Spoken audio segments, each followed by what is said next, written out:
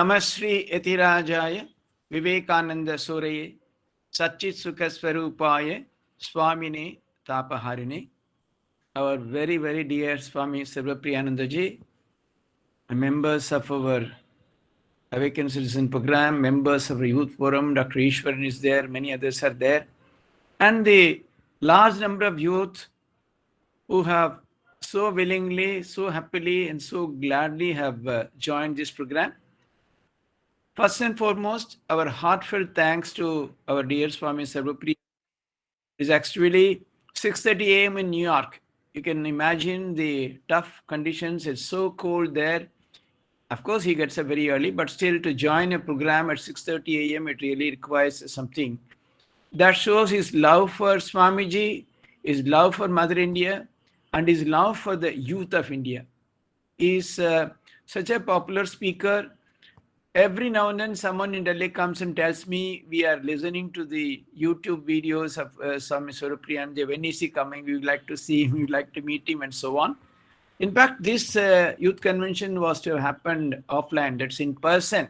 It was a very keen desire to bring him and help our youth meet and interact with him.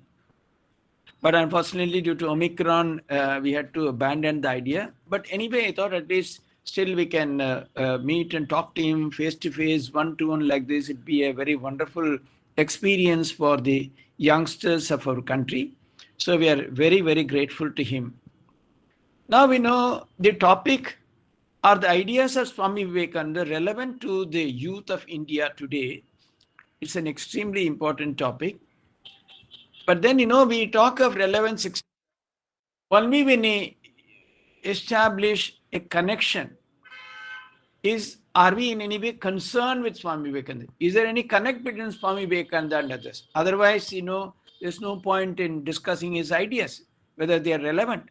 Yes, there is a connection because in this world, so many are connected to Swami Vivekananda, particularly through his 4 paths, namely the 4 yogas. There are a good number of spiritual aspirants deeply inspired by his lectures in Jnana Yoga, his ideas in Advaita Vedanta, his ideas in other schools of Vedanta. And there are a good number of spiritual aspirants all over the world who are deeply connected to Swami Vivekananda and who are pursuing his ideas very seriously and very vibrantly. The same way, there are those who have been attracted to this path of Bhakti Yoga.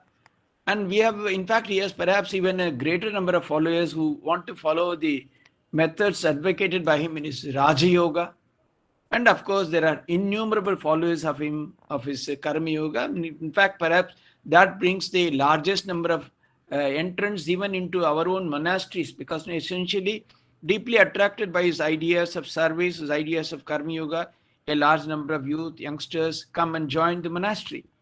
So there is a great connect between Swami Vivekananda and the humanity itself. But even at a little different level, if you examine it, what was so extraordinary about him was, his love for our motherland, his love for India, his deep concern. It was because of which he had to make an extraordinary sacrifice. He was not a person who was into service or activity or this or that. From birth, he was given to a life of meditation. He was a Dhyana Siddha, as his master Ramakrishna would describe him. But then, over a period of years, he came to his Guru in search of God, in search of finding God, whether really God existed. And of course, he got all the answers, and he also had some extraordinary spiritual experiences. But somehow down the line, Sri Ramakrishna could very deftly and very intelligently convert him and tell him that he has a greater mission to fulfill on earth. He cannot just be bothered by his own individual mukti or liberation alone. He has a much greater task on hand. And that is why I think, he had to, at least for the time being, give up his predilection, his deep desire to be immersed in meditation or samadhi, and take up the cause of national regeneration. In fact, several incidents that happened in his interactions with Sri Ramakrishna, which laid the foundation for all that. The most important of which perhaps was Sri Ramakrishna asked him, What do you want to become? Tell me. You are pestering me so much again and again. What do you really want? He said, I want to be deeply immersed in samadhi.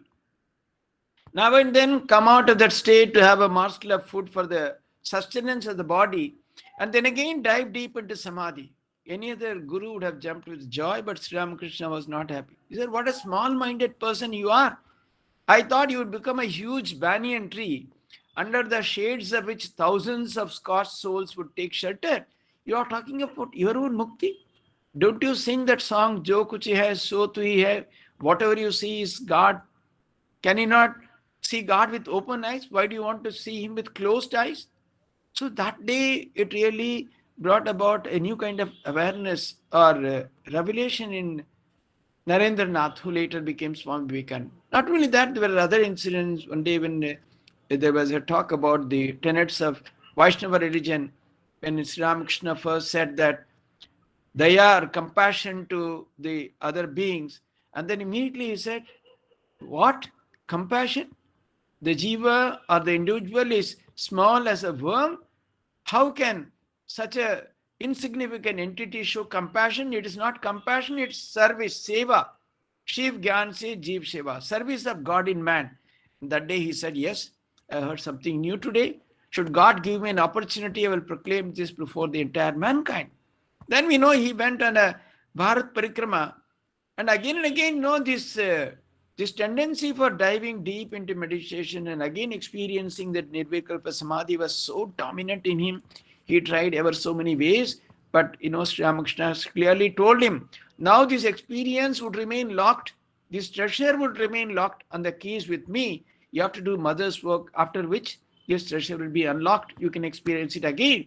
So, his wanderings through the length and breadth of India, he was the guest of Maharajas, he lived in palaces, he lived in kutia, the peasants, he lived with the poorest of the poor. Finally, slowly he was really getting a pulse, the real exposure of the India.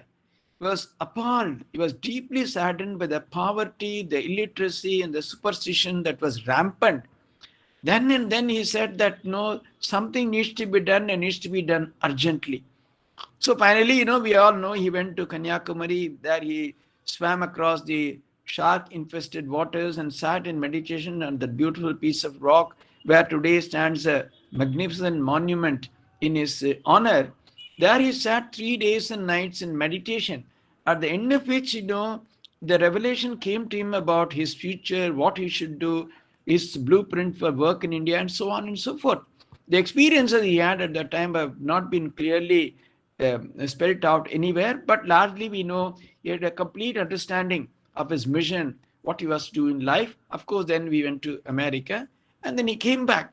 Then, the rest, 5 years virtually, from 1897 to 1902, the one and only thought in his mind, day and night he dreamt of Mother India, nothing else. Innumerable places he addressed. You can imagine the amount of strain in those days to speak 3 times, 4 times to huge audiences where these kind of facilities, etc., were not available. So, he again and again exhorted the youth of India because he was so much in love with Mother India. Day and night, this was the one topic. He said, for the next 50 years, keep away all your gods and goddesses. Let Mother India be your only object of worship. His one theme was Mother India. Mother India. Give me 1,000 young men and women fired with the zeal of patriotism. He said, I can change this nation completely. Not only that, even some of his foreign disciples, his Western admirers, one of them wrote that the first time when we heard him pronounce that 5-letter word India, it was the time when love for India gave birth in our hearts. The way he would pronounce that word, he could convey so many ideas. His understanding of its great cultural heritage, its history, its past glory, its present degradation, its future glory, and so on and so forth. So much he could convey by the way he would pronounce that one single letter India. That is one of his great Western admirers wrote about him in Reminiscences. So, that was his love for Mother India. And I think as citizens of our country, we're all citizens of India. We all want the well-being, our country to progress, where there will be enough for everybody to eat, live peacefully, and so on. You would like our country to be free from poverty, illiteracy, and so on. So all of us are deeply concerned about our nation. As citizens of this country, we are all connected to each other. We are all, in that sense, perhaps, where we are deeply connected to Swami Vivekananda, because he clearly said, you see, do you feel that millions and millions of descendants of gods and goddesses have become next door neighbors to brutes? Do you feel that millions are starving today and millions have been starving for ages? Do you feel that ignorance has come over the land as a dark cloud? Does it make you restless? Does it make you sleepless? Has it gone into your blood, coursing through your veins, becoming consonant with your heartbeats? Has it made you almost mad? Are you seized with that one idea of the misery of ruin? Have you forgotten about your name, fame, wives, your children, your property, and your own bodies? Have you done that? He says this is the first step to become a patriot. Not only that, he goes on to say, not only that, even if the whole world, your family, friends, everyone, the entire humanity, if it stands on one side, you are on the other side, you still have that conviction. Do you feel that you can hold on to your own views? Are you so steadfast? Are you convinced? He says that is the second step. And finally, he says it's not enough if you feel or if you're convinced. Do you have any plan? Do you know how to do? Do you have any clear idea how to work it out? He says three things are the most essential thing to become a patriot. All of us definitely, claim again and again that we are patriots, we love our country, we are concerned. So probably, in this connection, we are all connected to Mother India, we are all connected to Swami Vivekananda.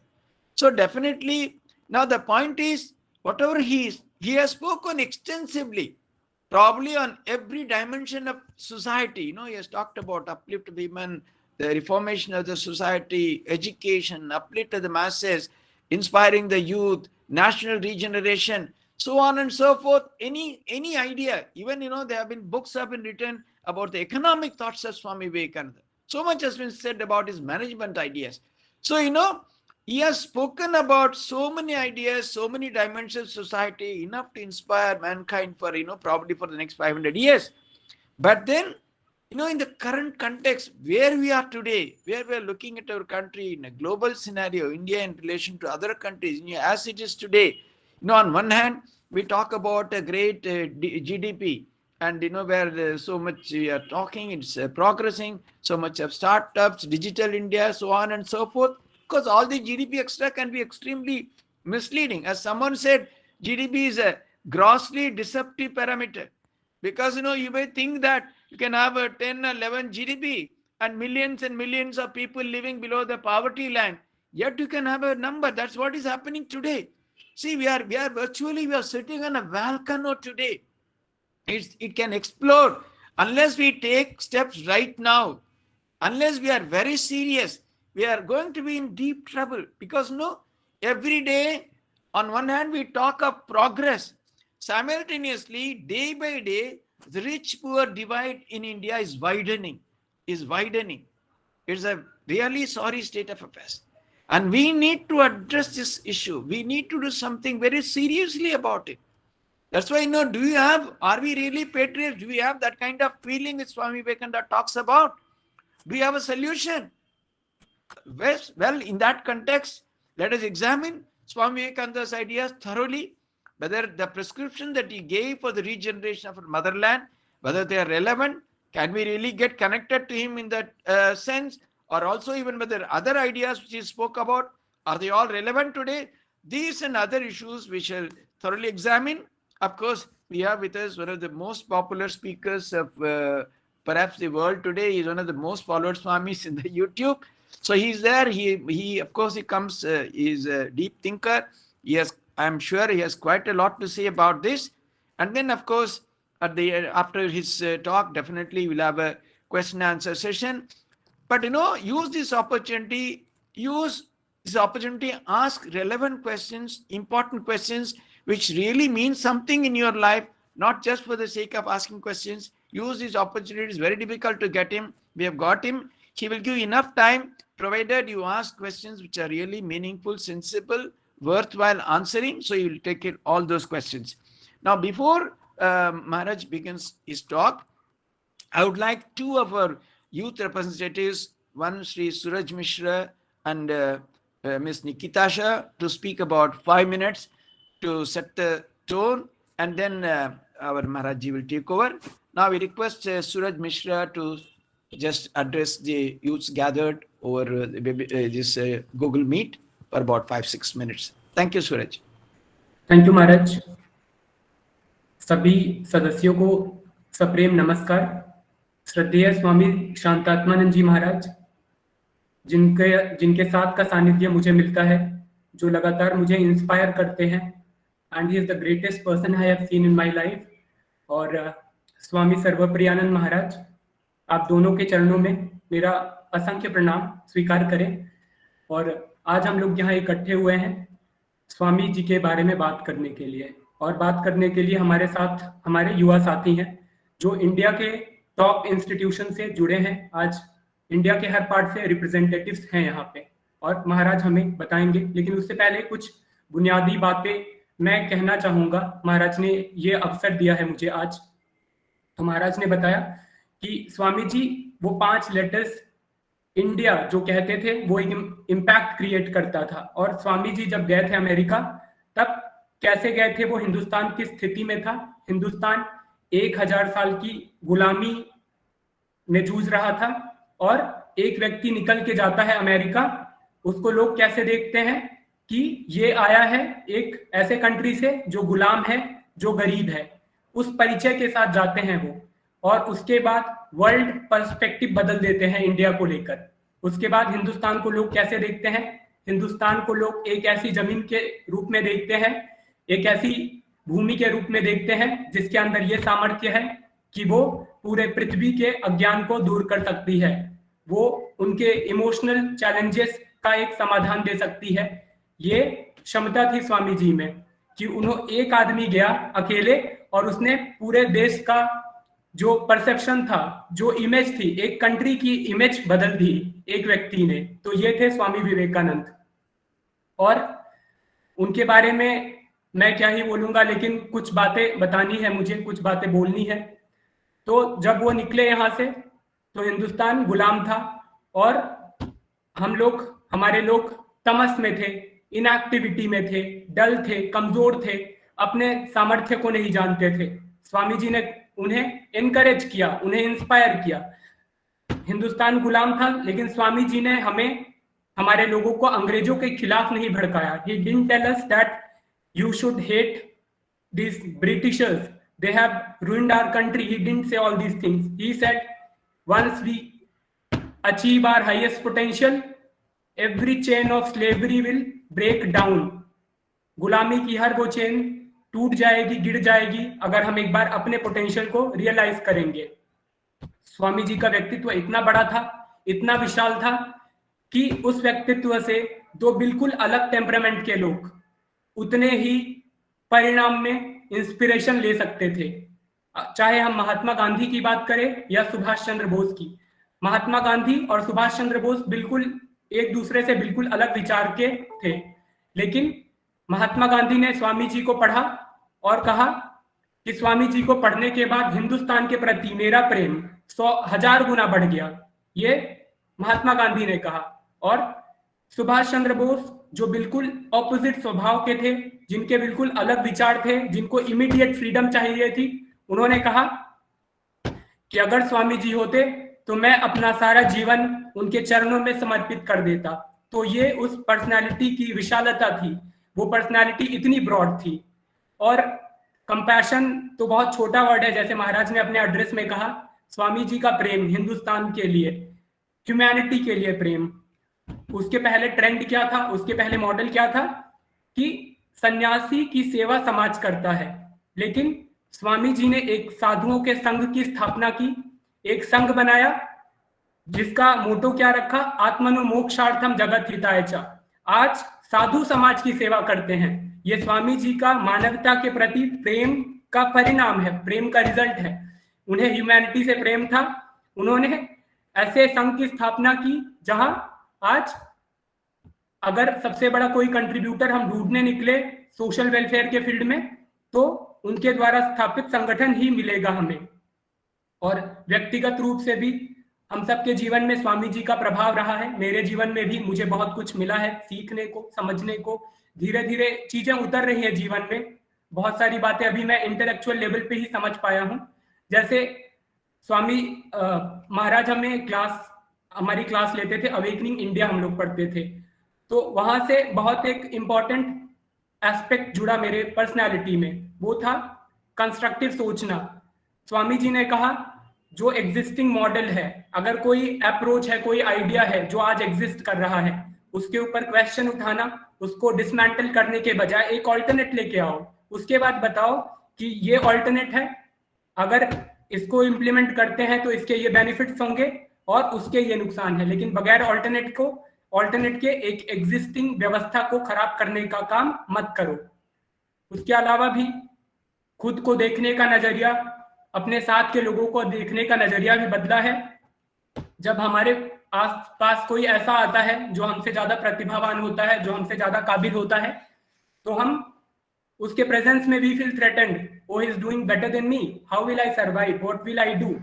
और अगर कोई हमसे कमजोर होता है तो हम कहते हैं ही इज इंफीरियर, हम उसको नीचा सोचते हैं। लेकिन स्वामी जी का आइडिया क्या है? स्वामी जी का आइडिया है we all have infinite potential, हम सब के अंदर उतना सामर्थ्य है। किसी का बाहर निकल कर आया है, किसी का किसी और फील्ड के लिए है। तो तुम्हें थ्रेटेंड होने की जरूरत नहीं है, तुम्हें भयभीत होने की जरूरत नहीं है। If somebody is doing better than you, तुम्हारा टैलेंट किसी और फील्ड में बेस्ट होगा। वैसे ही if somebody is doing less than you, इसका मतलब ये नहीं है कि वो अयोग्य है या उसकी काबिलियत तुमसे कम है। तो लोगों को कमियों के साथ स्वीकार करना और जो तुमसे ज्यादा योग्य है उसके मौजूदगी में भयभीत होने के बजाय उसको अप्रिशिएट करना सीखना, ये कुछ बहुत ही इंपॉर्टेंट चीजें हैं जो मुझे लगता है कि मेरे दिमाग में मुझे स्ट्राइक हुआ है ये कुछ पॉइंट्स। और हम कैरेक्टर की बात करते हैं, स्वामी जी कहते हैं what you think you become, जैसा सोचते हो वैसा बन जाते हो। तो आज जब मेरे दिमाग में एक थॉट आता है, I feel, maybe I will give an example, when I feel jealous about something, then it comes to my mind, do I want to make it part of my personality, do I want it to be a part of my character, क्योंकि मेरी सोच ही तो मेरा character बनाती है। तो मुझे इसको कैरेक्टर का हिस्सा बनाना है क्या? अगर नहीं तो इस सोच को भी मुझे छोड़ना पड़ेगा, इस सोच से भी मुक्ति लेनी होगी मुझे। और आज हमारी एज में, हमारी जनरेशन में हमारे साथ जो चीजें हैं सब कुछ बहुत टेम्परेरी होता जा रहा है, चाहे वो हमारा एम्बिशन हो, चाहे हमारे गोल्स हो, चाहे हमारे रिलेशनशिप्स हो। चीजें जितनी जल्दी स्टार्ट होती हैं उतने ही जल्दी एंड हो जाती हैं। लेकिन I am very proud to say that I have got something permanent. And what is that? Do you know? It is my relationship with Swami Vivekananda and his philosophy. I can say this, I can give it in writing, I can give it in writing on stamp paper, that I am going to keep this relation till I am alive. So this is something which is permanent, which I am going to keep with myself. And you know why? When I am told I am worthless, when I feel I am dejected, when I feel that I'm not able to contribute, when I feel there's nothing for me, at those times when I read his literature, then it addresses me as child of immortal bliss. That is how he addresses me, and that is what makes me decide that this is something which I'll keep till I'm alive. That's all. कहने के लिए तो बहुत कुछ है लेकिन time permit नहीं करता है। थैंक यू महाराज, आपने ये अवसर दिया। I feel privileged. Thank you. प्रणाम महाराज। So that Suraj is incidentally, he's one of the members of our Awakened Citizen program. It's a beautiful program we run about. Maybe at the end I can say one or two words about that. He's a truly inspired youngster. He's also taken up huge community development programs as part of our Awakened Citizen program. Maybe when you become part of our forum, we'll be able to tell more about that. Now I will request Nikita Shah, who is again another young, inspired member of our Awakened Citizen program, to say a few words, and then Maharaj Ji will take over. Yes, Nikita Shah, please. If you are pure, if you are strong, you, one man, are equal to the whole world. My humble pranams to Maharajji and a hearty welcome to all of you once again. Swami Vivekananda was a militant monk, a dynamic personality, and a fiery soul. His life teachings and message have inspired millions for several generations. He was the fountainhead of wisdom and inspiration. He could ignite hearts with spiritual quest and also convey lofty thoughts in a lucid but powerful way. Today, I would like to touch upon some of his ideas that have inspired me and have become immortal and continue to wring hearts of people. Now, let me share some of his very important and powerful quotes. Swamiji says, "We are what our thoughts have made us. So, take care of what you think. Words are secondary.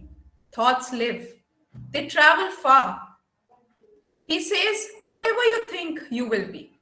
Now, if you think yourselves weak, weak you will be. If you think yourself strong, strong you will be. If you think yourself impure, impure you will be. If you think yourselves pure, pure you will be. In another occasion, he says, to succeed, you must have tremendous perseverance, tremendous will. "I will drink the whole ocean," says the persevering soul. "At my will, the mountains will crumble up." Have that sort of energy, that sort of will. Work hard, and you will reach the goal. One place he says, and I quote, "Let people say whatever they like. Stick own convictions, and rest assured, the world will be at your feet." Now they say, have faith in this fellow or that fellow. But I say, have faith in yourself first. That's the way. Have faith in yourself. All the power is within you. Be conscious and bring it out and say, "I can do anything." On leadership, Swamiji says, because we are discussing about how relevant Swamiji's ideas are, so I thought I'll choose different quotations and leave it up to you to decide whether his ideas are relevant or not. So on leadership, he says, and I quote, "Do not lead your brethren, but serve them. The brutal mania for leading has sunk many a great ships in the water of life. Take care especially of that. That is, be unselfish even unto death and work." Swamiji talked about practical Vedanta. He says, "Be strong and be practical." So I quote again, he says, "Be strong, my young friends. That is my advice to you. You will be nearer through football than through the study of Gita." Now these are bold words, but I have to say it to them. For I love you. I know where the shoe pinches. And at the end, I would like to end with a great quote of his, which I take by very seriously and I try to live by it. And this is especially on criticism. This is what the millennials are really fearful of, criticism, how to deal with criticism. So this is where one of his, friend is, how the newspapers are continuously criticizing him. So he says to them, "Great men like you should not pay any heed to such nonsense. Shall we, the children of Sri Ramakrishna, nourished with his heart's blood, be afraid of warm bites? The wicked criticize the conduct of the magnanimous, which is extraordinary and whose motives are difficult to fathom. Or just remember all this and forgive them all. I want no name, no fame. I want to be a voice without a form. I do not require anybody to defend me." And at the end, as Maharaj says, he was very fond of his motherland. He made the word India so beautiful that everyone in the West fell in love with it. So I would like to end with this great quotation of his, and I quote, "निडर बेबाक साफ दिल वाले साहसी और आकांक्षी युवा ही वो नींव हैं जिस पर इस देश के राष्ट्र के भविष्य का निर्माण टिका हुआ है. With this, I say thank you, Maharaj, for giving me this opportunity, and I would like to invite Sarva Priyanand Maharaj to address us all. Over to you, Maharaj. Yeah, you please mute yourself. Now I request all the others to mute their mics, but then keep the video on so that we can see the participants and you feel connected to Maharaj. Now I request Swami Sarupi Anji to address the youths present.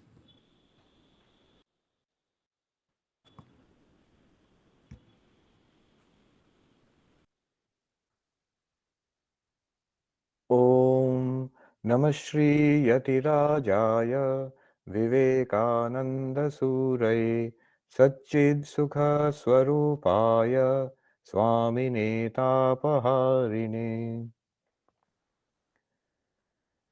I offer my pranams to revered Swami Shantatmanji Maharaj and namaskars and best wishes to all those who are gathered here on this online forum.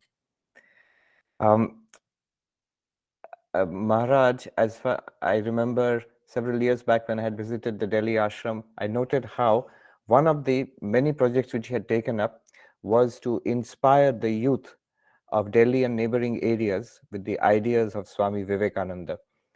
We had, of course, a very vibrant youth group going in the ashram itself, whose members are there on this forum today, I know, but also through a very extensive value education program spread throughout the schools of New Delhi.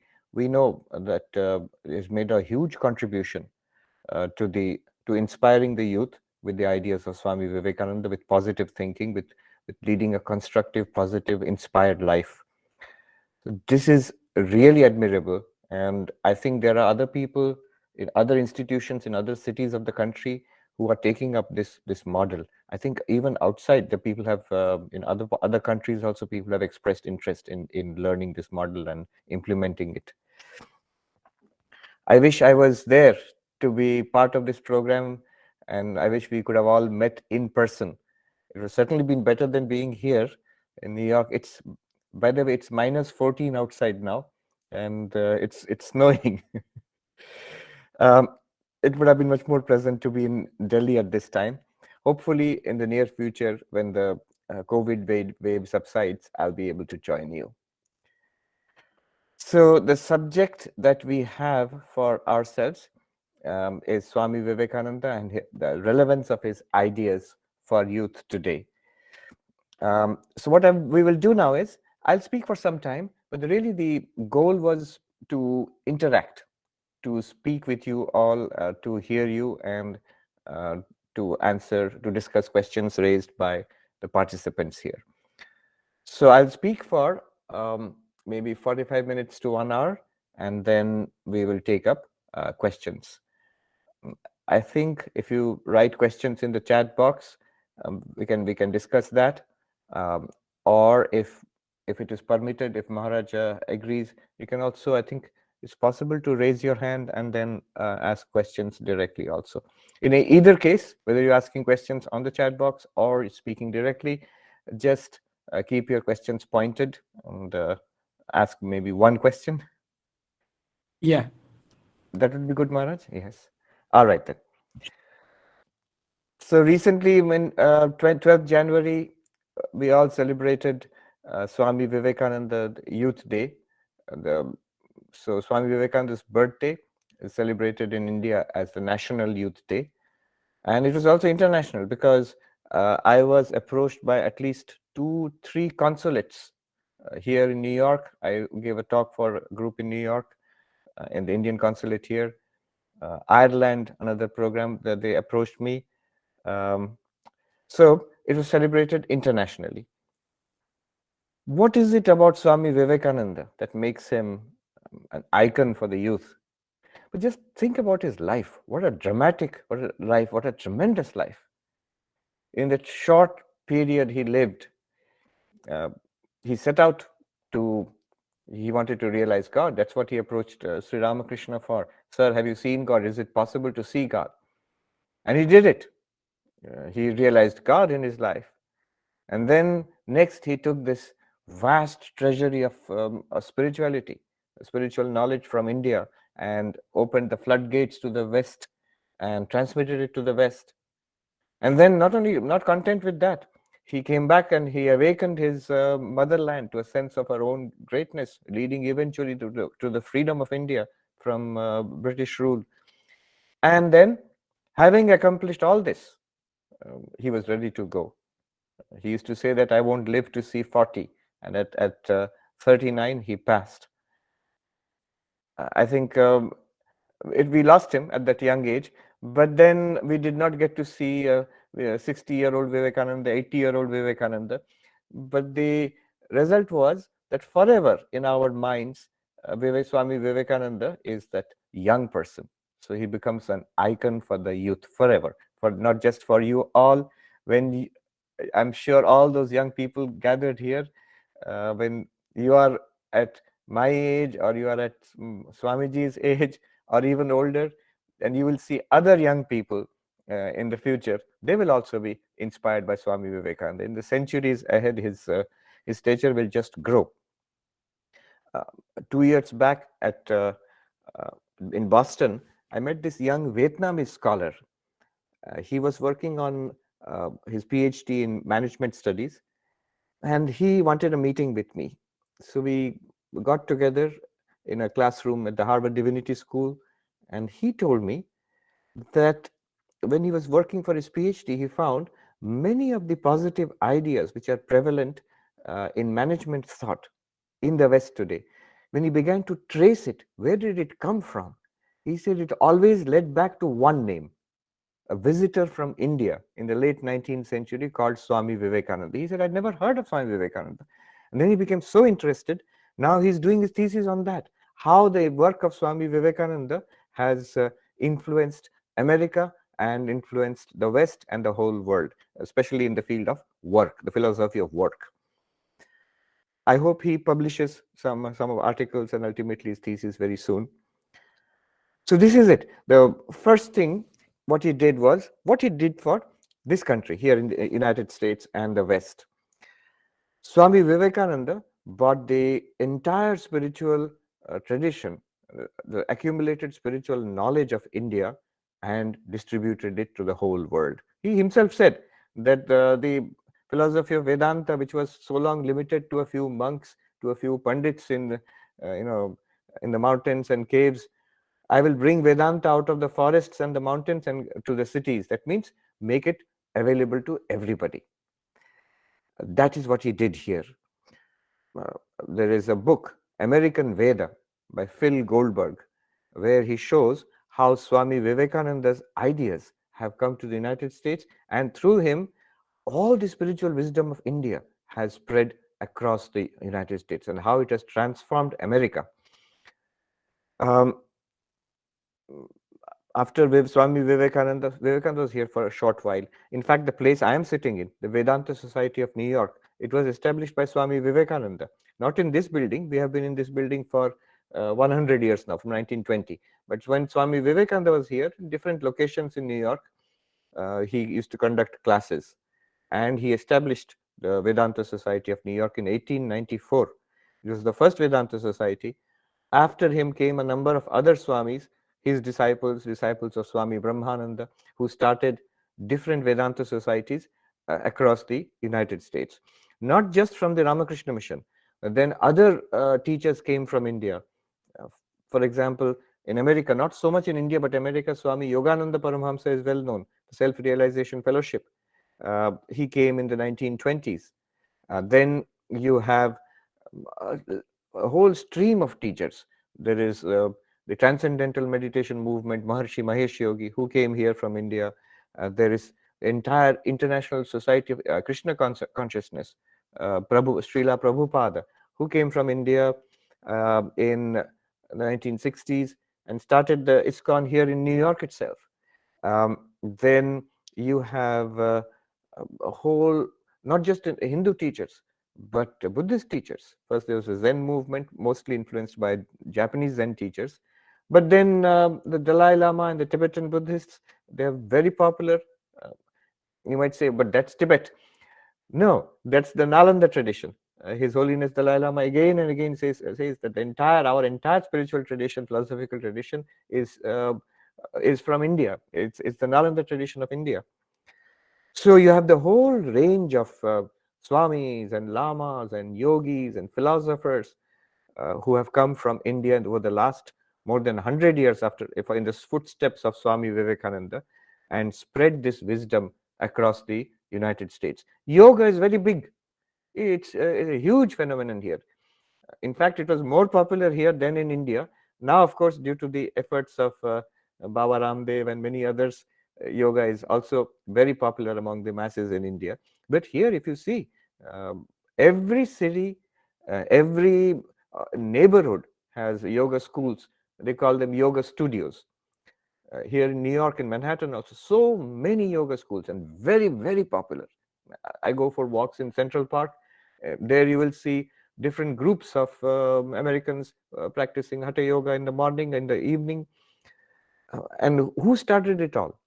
Just, in fact, 3 people, all from Mysore. Pattabhi Joyce and Krishnamacharya and BKS Iyengar. These were the people who came and brought Hatha Yoga to the West, and it became an enormous phenomenon. In Phil Goldberg's book, he has a chapter. The Swamis taught the smart guys, and the smart guys taught the rest of us. So the name of the chapter is that, how some of the top intellectuals of the West in the early 20th century, mid 20th century, Aldous Huxley, who wrote The Perennial Philosophy as a disciple of Swami Prabhavanandaji, then Christopher Isherwood, who was a well-known novelist who wrote a wonderful book on the life of Sri Ramakrishna and his disciples. In fact, when people come here to learn about Vivekananda, about Sri Ramakrishna, we recommend that book, Ramakrishna and his disciples. Gerald Hurd, Houston Smith. If today you want to study religions, the classic textbook is Religions of the World. And that was written by Houston Smith. He was inspired by Swami Satprakashanandaji. He was a disciple of Swami Satprakashanandaji in St. Louis. Here in New York, Joseph Campbell, who is a well-known authority on mythology. He was a disciple of Swami Nikhilanandaji. In fact, these names may not mean much to the present generation, but I think almost all of you may have heard of Star Wars. There's a whole series of movies, and these movies were actually George Lucas, who started these movies. He got his inspiration from Joseph Campbell.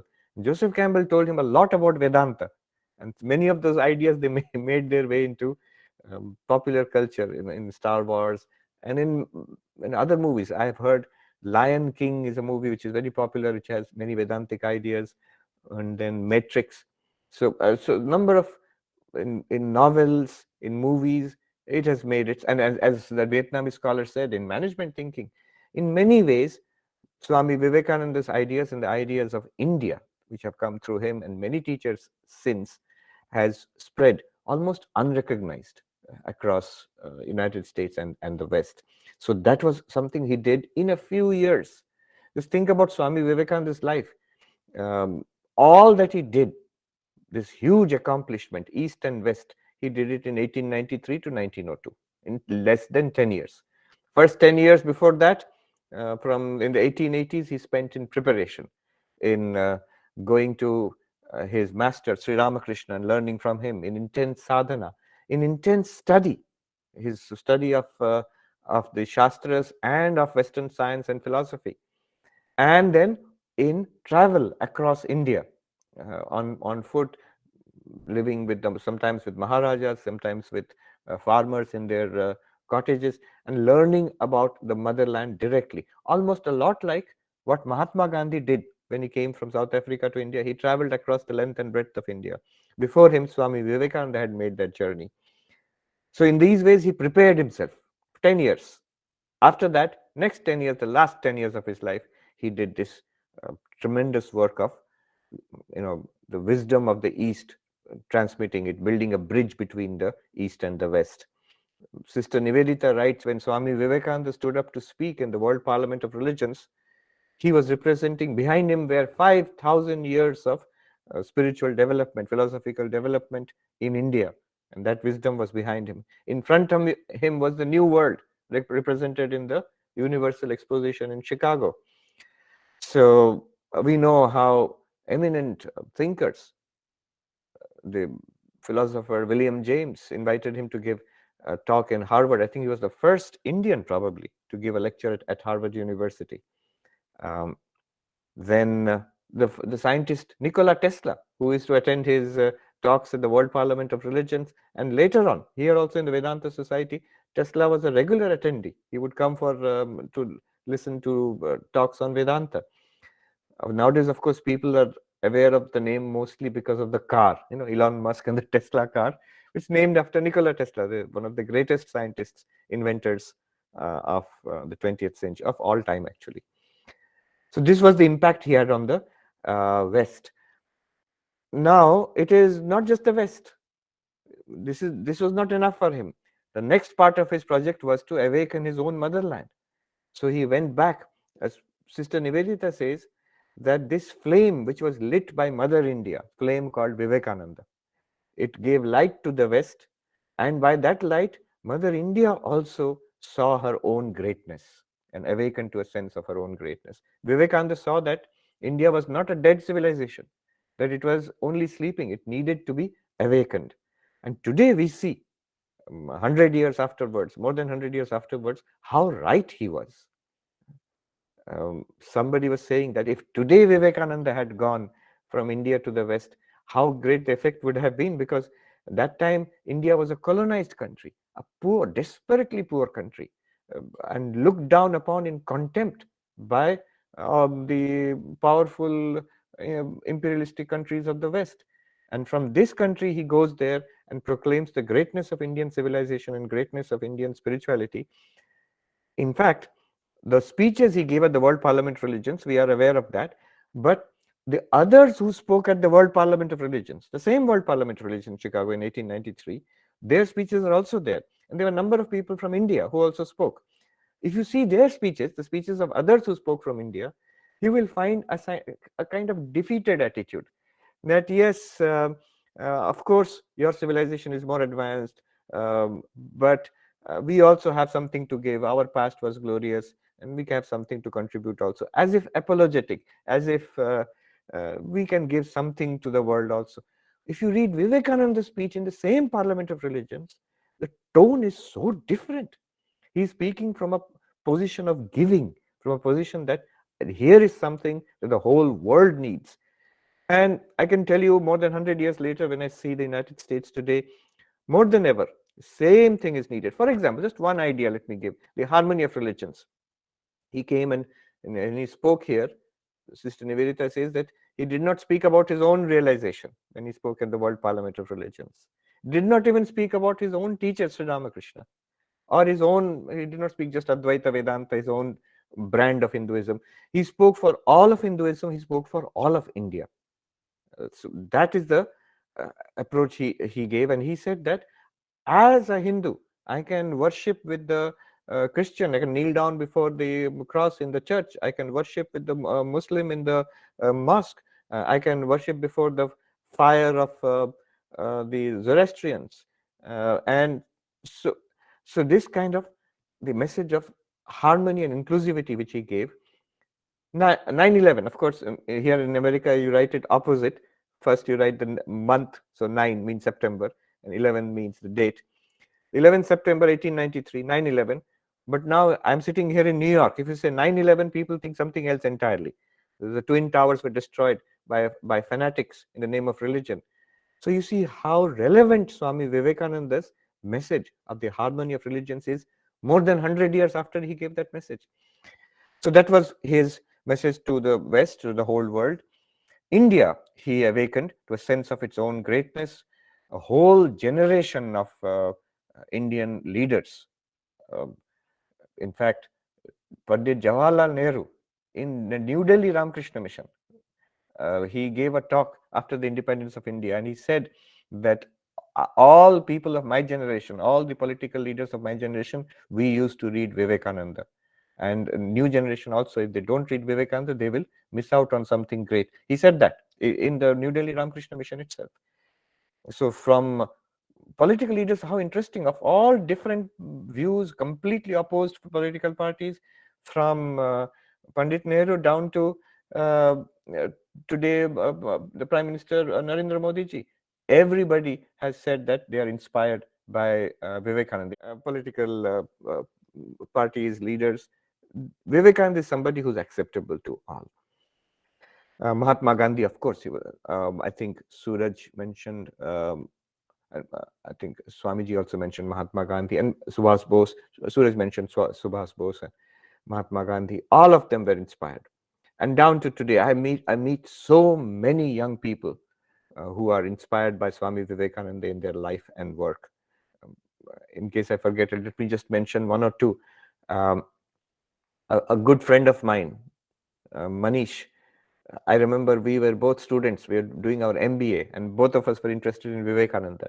I became a monk. He didn't become a monk, but his interest in Vivekananda continues to this day. He did his PhD in management studies from the IIM Calcutta, and his whole idea was how can we spiritualize work, how our day-to-day work can be spiritualized. Somebody told him that don't do this, so you will never get a job. Who will give you a job if you do work on spirituality and work? So I remember many years ago, I don't know if he remembers, he called me after his first job interview in the XLRI Jamshedpur, one of the elite management institutes in India. And the director told him, the work that you have done on spirituality, how to spiritualize work, this is what we want. And we will give you this job on the condition you continue to do this throughout your life. Until today, he has been working on how to convert our day-to-day work at office and at home into spiritual practice. That's one example. It's completely, totally inspired by Swami Vivekananda. In fact, another example is Srinivas Venkatram, who is very close to Swami Shantatmananda and who has been deeply involved in the work in the Ramakrishna mission in New Delhi. His whole idea, is a brilliant man, IIT, IIM, and also management degrees from England, and he has his own consultancy in Mumbai, Illumin Industries. His whole idea is how to take the ideas of Swami Vivekananda and develop practical means of implementing them in institutions in India and transform those institutions. He's done a great deal already.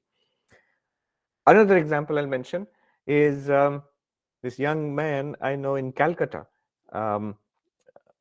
this Vinayak Lohani, who is the founder of this wonderful institution, Parivar, where several thousand children from disadvantaged sections, orphans, they're all taken care of totally by this one person who is a graduate of IIT and IIM, and he dedicated his life to a life of service, to taking care of children. And his activities, of course, have expanded across India now. So these are some of the examples whose lives have been set on fire by the ideas of Swami Vivekananda.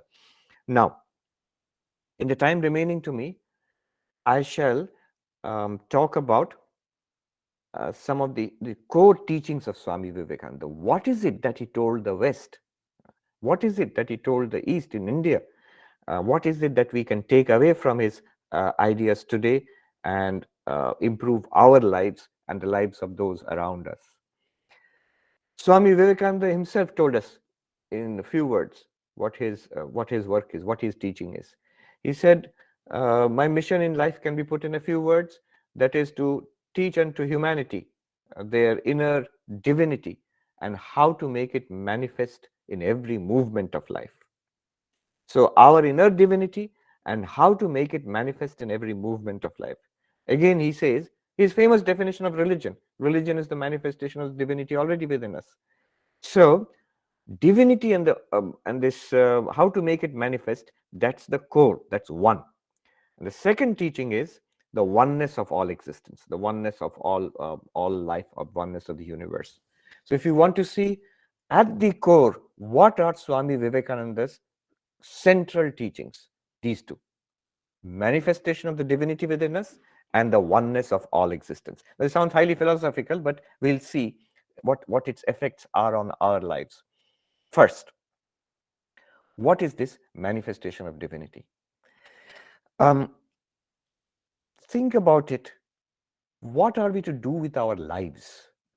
Swami Vivekananda always said that always have a high goal in life. It is a simple thing that some kind of high noble goal in life has a tremendous effect on our lives. See, I often say, we monks, we are actually ordinary people just like everybody else. But there's no denying that our lives have become extraordinary. How? What is the secret? What is the secret that others can learn from the life of monks? The secret of monks. The secret is this, that we took up a high goal, a high purpose in life. And very, very sure that is our goal.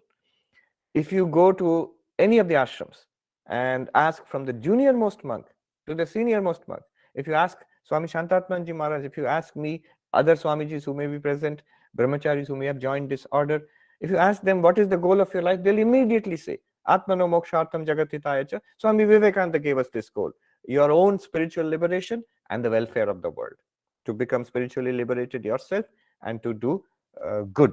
That is the goal of my life. Now, just being sure of a goal, having a clear goal in life and being sure this is what I want, it will transform your life. That is the secret. I have a very high goal in life and that will transform our lives. See, we all want happiness, whether you're spiritual, not spiritual, materialistic, whatever you are, we want satisfaction, fulfillment, happiness in life.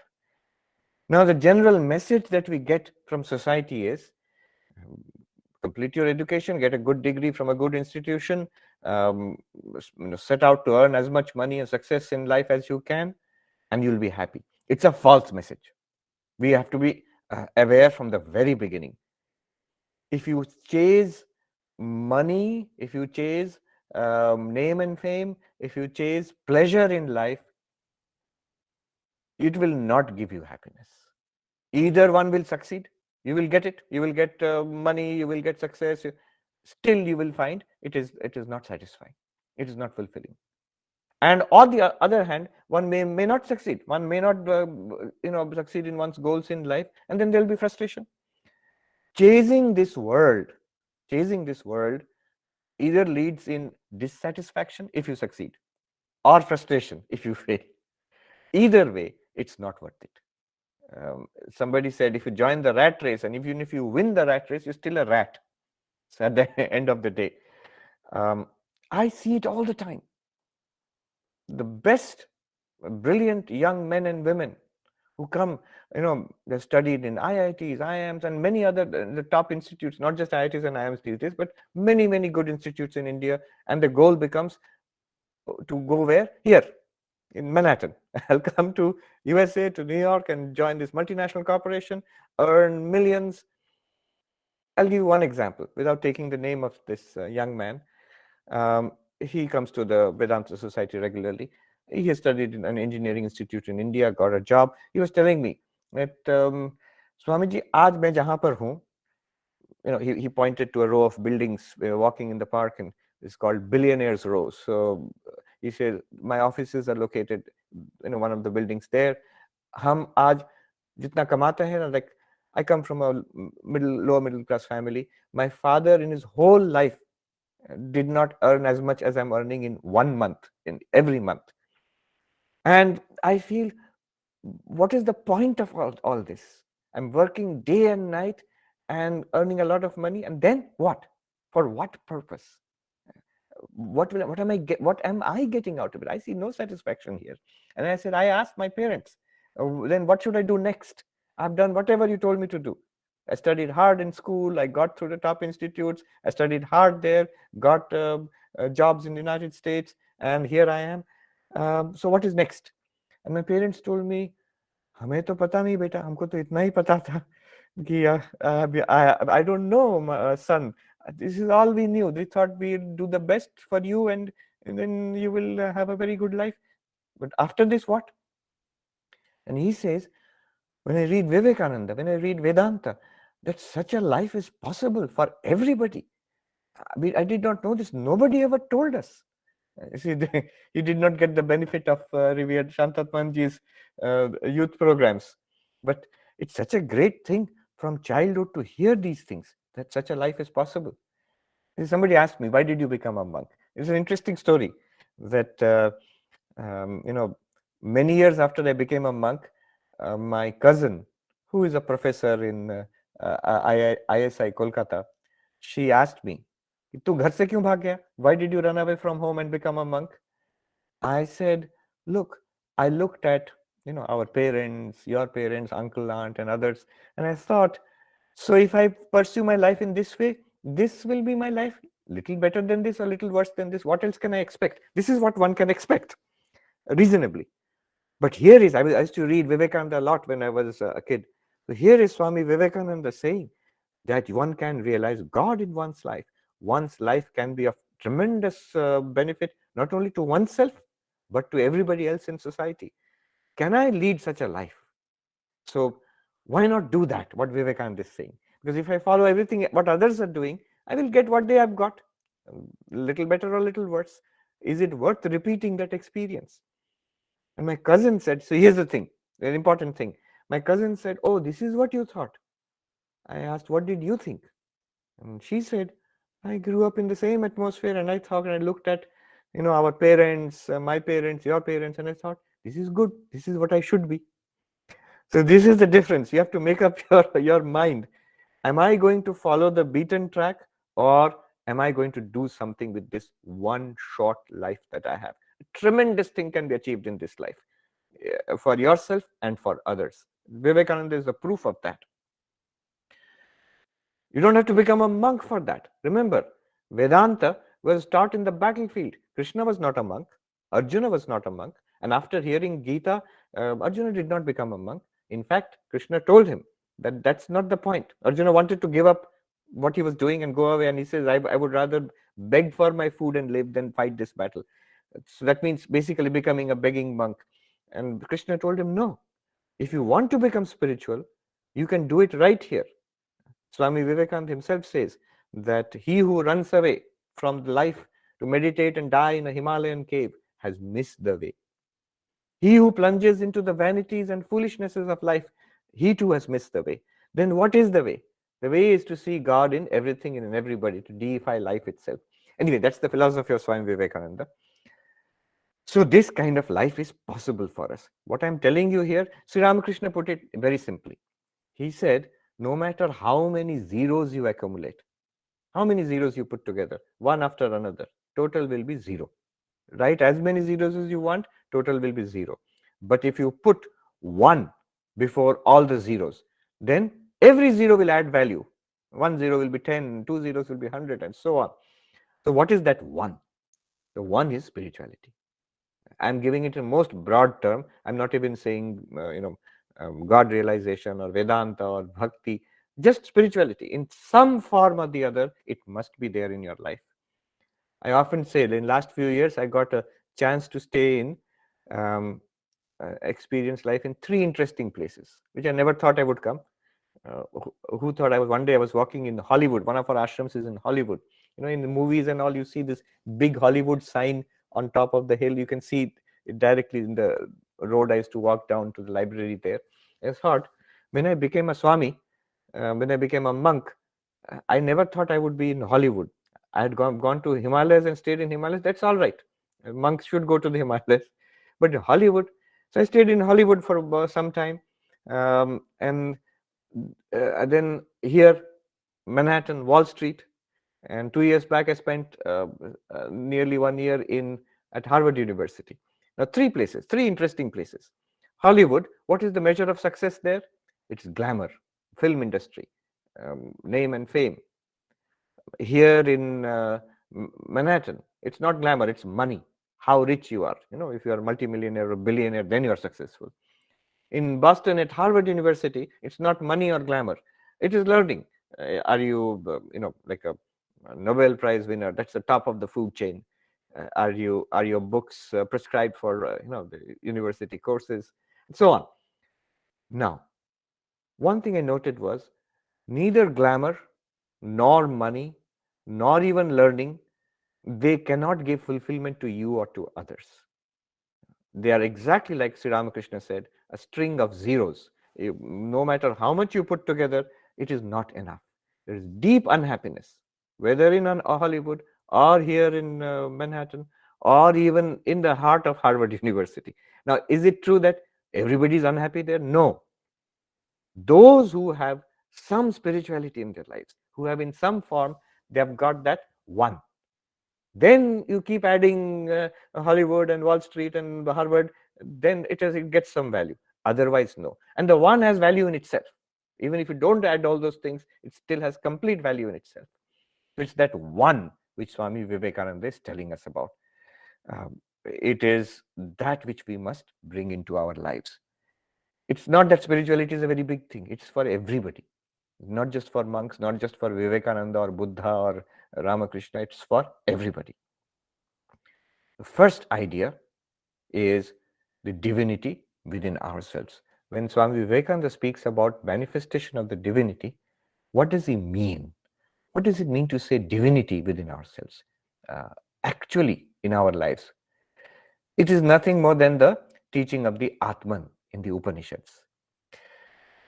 The Upanishads tell us, Vedanta tells us, that our idea about ourselves is deeply mistaken. We do not know who we are or what we are, and that leads to all the suffering and sorrow and unhappiness in our lives. Say, what? I know who I am. No, you know only this personality. You know only this body. You know only this little, body-mind complex. But Vedanta points out that you can actually discover you are infinite existence, not born and aging and dying. This little body is born, it ages, becomes young and middle-aged and then old and then dies. But this is not the story of our lives. It is not even the story of our minds. Minds change continuously. In every day, when you see today itself, just think from the morning till now, how many times excited, how many times bored, how many times irritated, how many times peaceful, how many times curious. Mind changes continuously in the course of a single day, in the course of your lifetime. But you, the experiencer of the changing body, you, the experiencer of the changing mind, what are you in itself? Vedanta claims that you are not the body, you are not the mind, you are this unchanging existence consciousness bliss, this what is called Satchidananda. What Shankaracharya sings, in his Nirvana Shatakam, Manobuddhi Hankara Chittani Naham. I am not the mind, not the intellect, not the memory, not even the ego. Then what am I? Chidananda Rupaha Shivoham Shivoham. I am of the nature of consciousness. I am of the nature of bliss. I am Shiva. I am Shiva.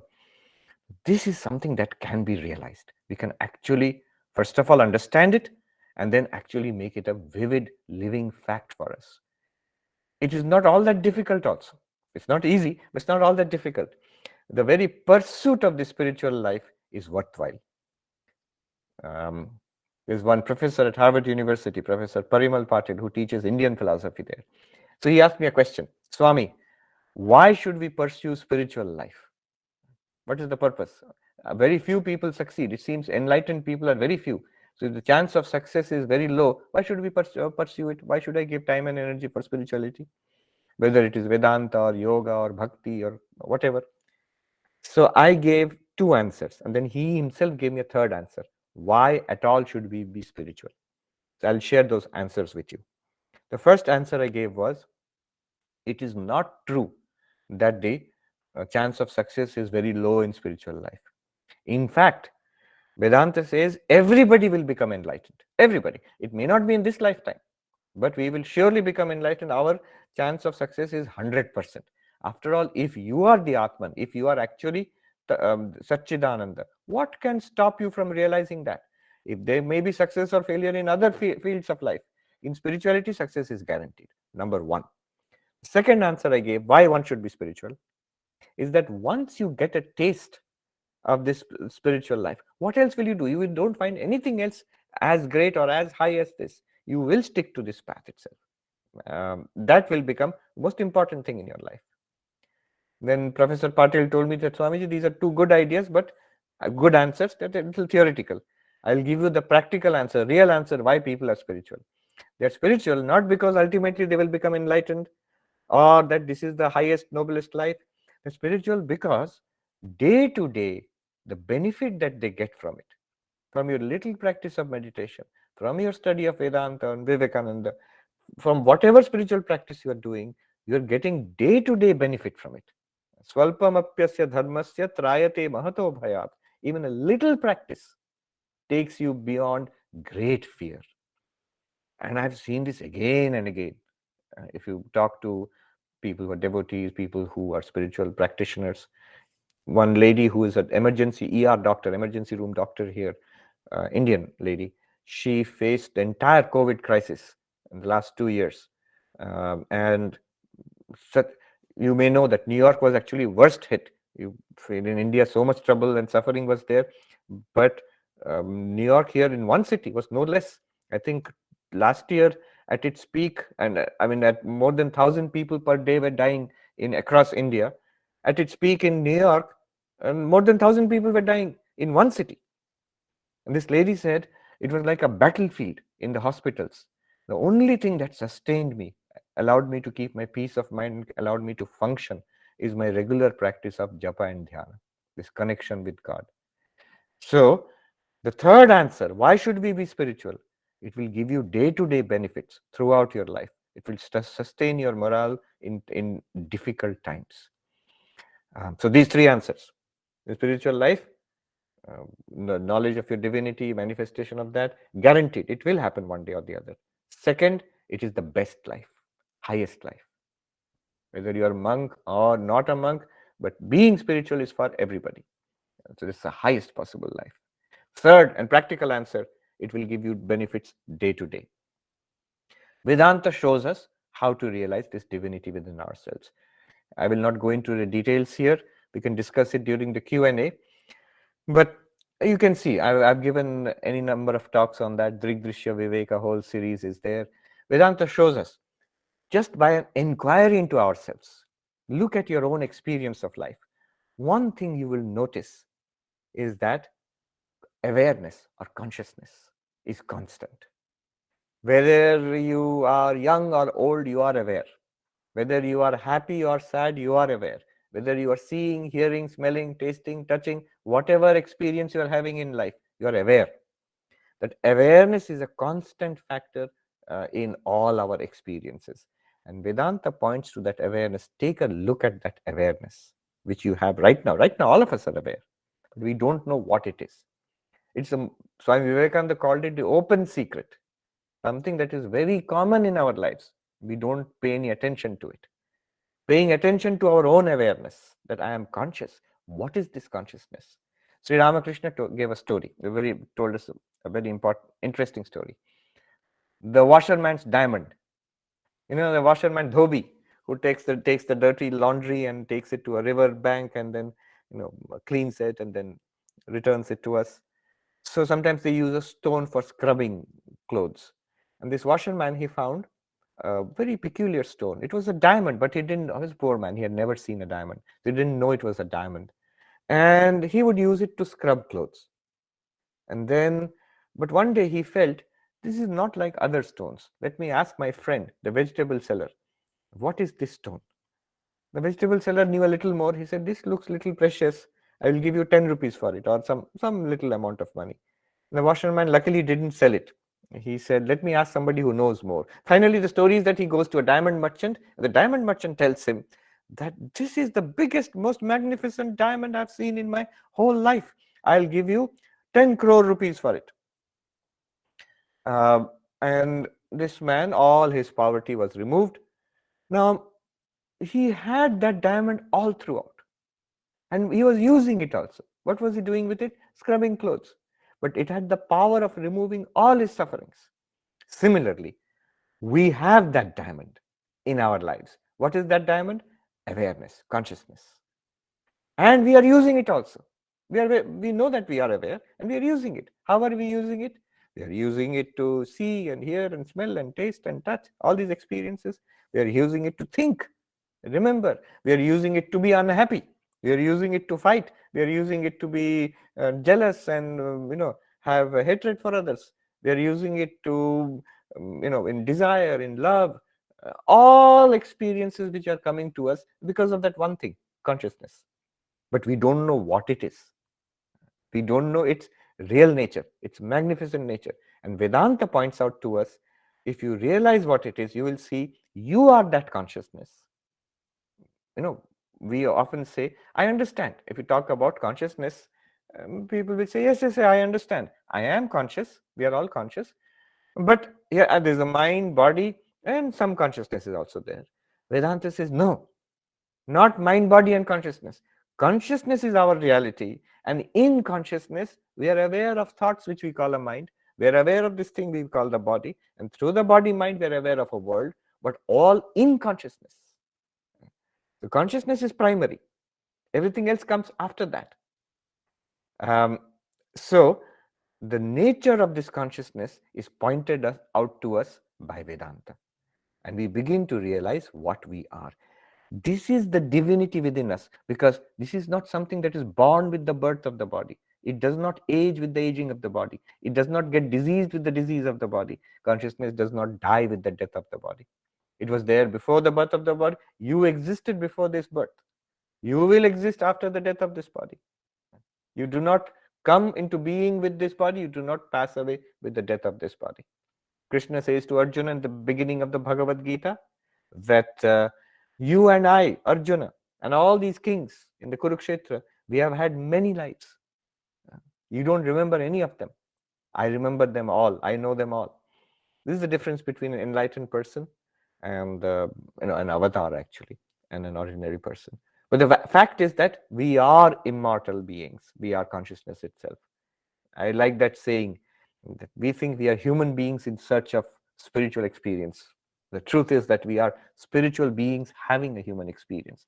But what is this spiritual being? The same thing as Swamiji calls divinity within us, consciousness itself. This consciousness is immortal. This consciousness is not affected by the sufferings of the body. This consciousness is not affected by the miseries and ups and downs of the mind. In this consciousness, you are safe. This is the ultimate security. That incident is there when Sri Ramakrishna was suffering from throat cancer.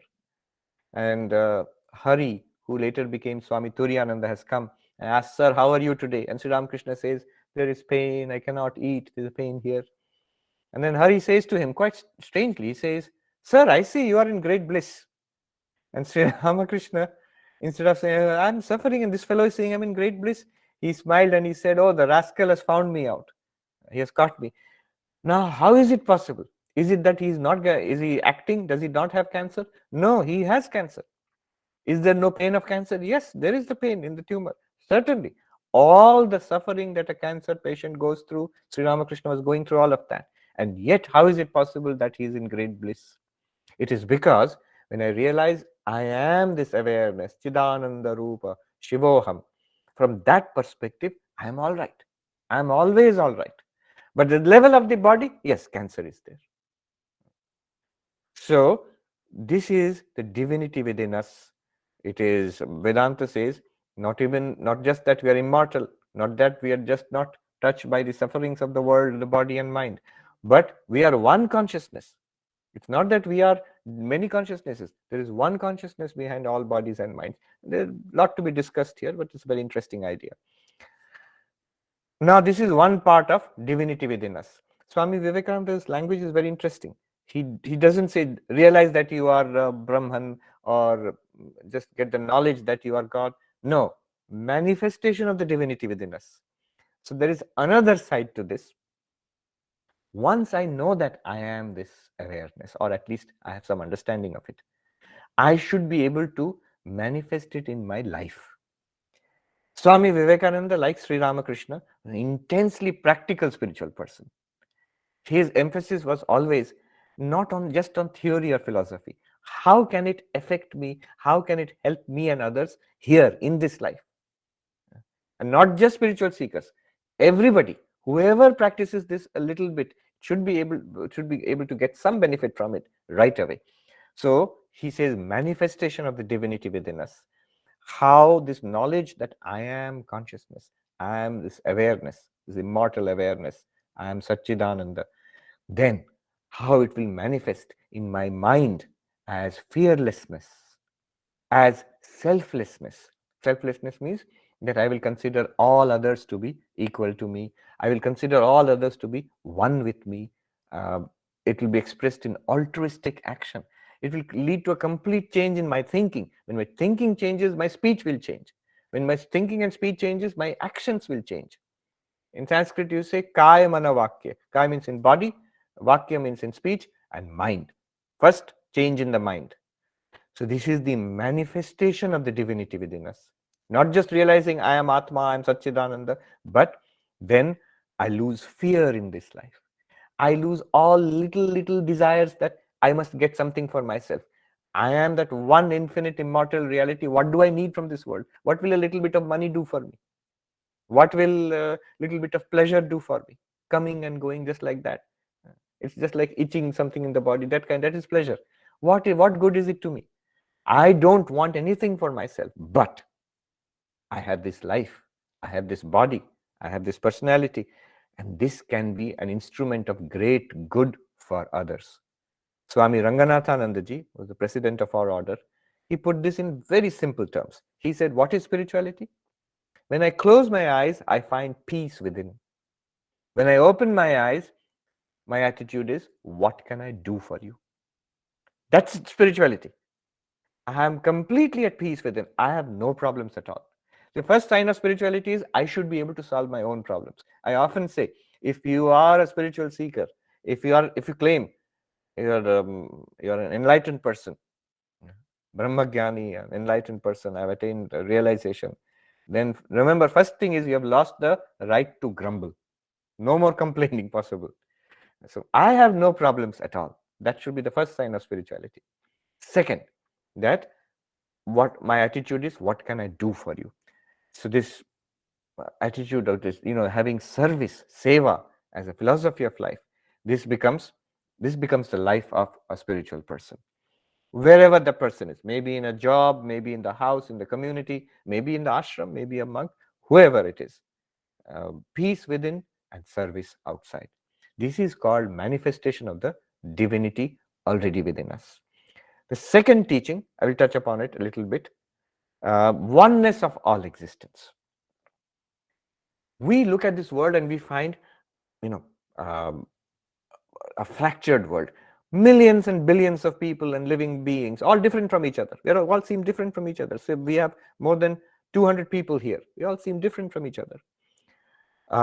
And also non-living things, from quarks to quasars, from the extremely tiny to the vast. Such a universe full of diversity. But underlying it all is one reality. So this one reality manifesting as many. This is the teaching, the second part of the teaching of Swami Vivekananda, that is the oneness of all existence. What follows from this? What follows from this is that treating others as you would have them treat you. See, why will I not hurt anybody? Why will I do good to others? Because others are not others. They are me. Because the whole universe is one reality, one existence consciousness place.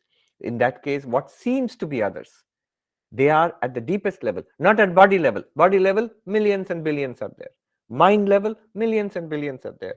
But if I am Satchidananda, that level, at the deepest level, we are one reality. It's not just that we are many and same, not even same. We are actually one reality. This is the basis of what is called the golden rule. One idea, the highest idea common to all religions. You know what it is? It's called the golden rule. The golden rule is that you should treat all others like you want them to treat you. See all others as the same as you. Gita, it is there. In every religion, it is there. Gita, it is there. Atmopamyena sarvatra samam pashyati yo Arjuna sukham va yadi va dukkham sa yogi paramo mata. Krishna says to Arjuna that the greatest yogi, the best yogi, is the one who sees all others as oneself. Whatever makes me unhappy, I should not do it to others, because they will also be unhappy. Their unhappiness is as a cause of suffering as my own unhappiness is. If I'm working to remove my own unhappiness, I should work to remove their unhappiness also. It's a fundamental idea of the Buddhist idea of compassion. This is the one. Sukham, what makes me happy, makes others happy also. If people are good to me, it makes me happy. Then I should be good to others. If I'm hungry and someone gives me a morsel of food, that makes me happy. I should feed the hungry. That reminds me one example. I'll conclude with this experience I had many years ago in Lucknow. There was a youth retreat like this in person in those days. And what we had done at that time was, some people who have taken Vivekananda's ideas and manifested it in their life to bring them before the youth, the students there. So some very extraordinary people had come. I don't know if Vinayak Lohani had come, probably had. Then another person, do you know, have you heard of that Super 30? There is this gentleman who set up a coaching institute in Patna, in Bihar. And then he would select 30 kids and they would all get into IITs. You know about that? So Anand, I think what his name was, he was there. And Kumar. Yes, he was there. And then 2-3 others, all very, very interesting lives they have led. So all of them of that category, they were there. And they talked about their life. And I was conducting the discussion. One of them was this young man who was a graduate of IIM Ahmedabad, who runs a very well-known chain of restaurants in Chennai. And he said the reason he set it up was, one day he saw a hungry man, probably mentally ill, sitting in the dirt on the road in Chennai and going through the garbage to find food. He was so shocked and so deeply hurt by this. When he finished his graduation from IIM, he decided, one thing I'm going to do is feed the hungry people of my city. And so he set up this very successful chain of restaurants. But one thing he does is that he carefully collect all leftover food, no wastage. And then they go in vehicles from street to street to find poor, helpless people, those who live on the streets, and go and feed. And he himself does it. He goes and feeds them personally. What a great idea. I was really touched by this. And they all said that Anand sir, he talked about how he could not go to Cambridge because he was poor. He did not have money to go. And he made sure that poverty should not stand in the way of success of young people. Now, the point I want to make here was, one young student, I think, she asked a question in that audience, that all the people on the panel here, they have made such great sacrifices in their life. How did you make such great sacrifice in your life and all that? I asked them that here is a common misconception, that those who live for others, and that those who have this philosophy of seva, that my life will be of benefit to others, do they feel that they have sacrificed something? Or do they feel very much personally benefited by it, that they're very fulfilled?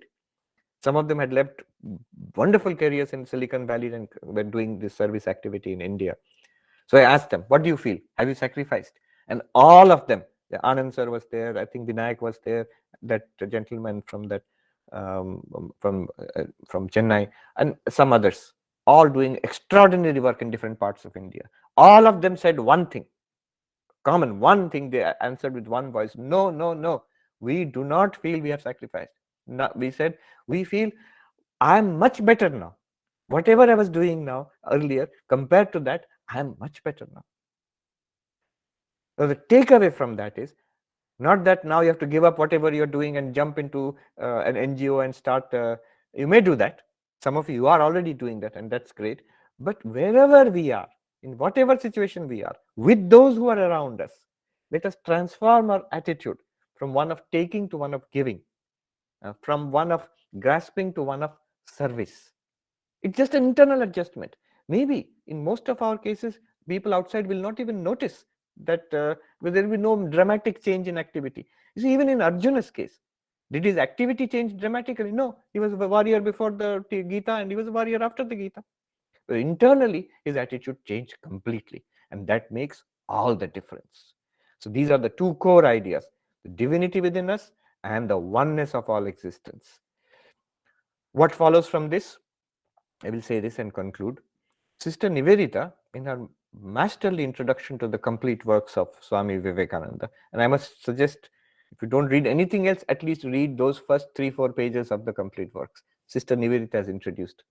She says all these that I have said, what I just said now, the divinity within us, oneness of existence, All these ideas were already there. They were all there in the Gita. They were all there in the Upanishads. If Vivekananda had not come, none of this would have been lost. It's still there. Then what is the special contribution of Swami Vivekananda? What is the unique contribution of Swami Vivekananda? Let me read in Sister Nivedita's own words. I will not explain, but I'll just read it out to you.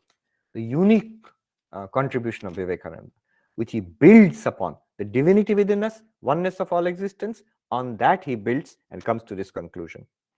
Many and the one are the same reality, perceived by the mind at different times and different attitudes. It is this which adds its crowning significance to Swami Vivekananda's life. For here, why is this important? Many and one are same reality. Sounds very philosophical, but what is the significance? Here Vivekananda becomes the meeting point, not only of East and West, but also past and future. Future, huh? You have memorized. I think Nikita has memorized. She is reciting. Future. We're talking more than 100 years after Swami Vivekananda. We're talking about the relevance of his ideas. It's relevant because of this. If the many and the one be indeed the same reality, then it is not only in all modes of worship alone, but all modes of work, all modes of struggle, all modes of creation, which are paths of realization. No distinction henceforth between sacred and secular. To labor is to pray. To conquer is to renounce. Life is itself religion. To have and hold is as stern a trust as to quit and avoid. This is the realization which makes Vivekananda the great preacher of karma, not as divorced from, but as expressing jnana and bhakti. Karma is separate, jnana and bhakti are separate. No. Spiritual life is expressed in karma. To him, workshop, study, farmyard, field are as true meeting scenes for the meeting of God and man, as the cell of a monk or door of the temple. To him, there is no difference between service of man and worship of God. No difference between manliness and faith, between true righteousness and spirituality. All his words from one point of view read as a commentary upon this central conviction. This is the key for understanding Vivekananda. One and the many are the same reality. This is the key. Everything that you see, his theory of ethics, his theory of science and religion, Swami Vivekananda's teaching of harmony of religions, his teaching of karma as a means of spirituality, his motto, Atmano Mokshartham Jagatitayacha, all of these can be understood by that one key which Nivedita has given us. One and the many are the same reality. Vivekananda said once, art, science, and religion are but three different ways of expressing a single truth. But in order to understand this, we must have the theory of Advaita. Not that all artists are spiritual, not that all scientists are spiritual, but it can be. Art can be a path of spirituality. Science can be a path of spirituality. Our monk, the mathematician monk, Mahan Maharaj, Swami Vidyanathananda, some of you may have know about him. In fact, he gave a talk in the New Delhi Ramakrishna Mission several years ago. I was there at that time. He got the Infosys Award, the Bhatnagar Award, as the first monk who has been given these top science awards in India. And he is a cutting-edge mathematician in his field, pure mathematics, topology. Now, for him, mathematics is spirituality. How is it possible? We have heard of meditation is spirituality. We have heard of puja is spirituality. We have heard of study of Upanishads, Gita is spirituality. But how is doing topology is in the Tata Institute of Fundamental Research, TIFR? That is spirituality. How is it possible? Because of this one and the many are the same reality.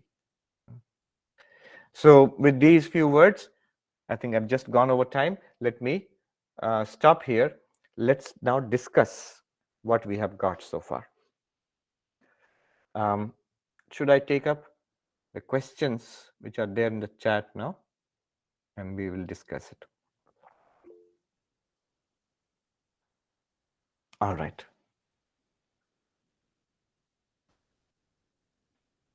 Ananya Sharkar asks, how to go through life with joy when you begin to see through the world, but not enough to be enlightened. I have faith in God, try to do my duties, try to do something good at the opportunity mostly. I like my spiritual practice, but I'm not yet enlightened. I'm stuck somewhere in the middle. Somewhere there is peace of mind missing. Yes, I think most of us, it's best to say that we are stuck somewhere in the middle. We all want to be spiritual. We must all say, and everybody can say and should say that we are spiritual seekers.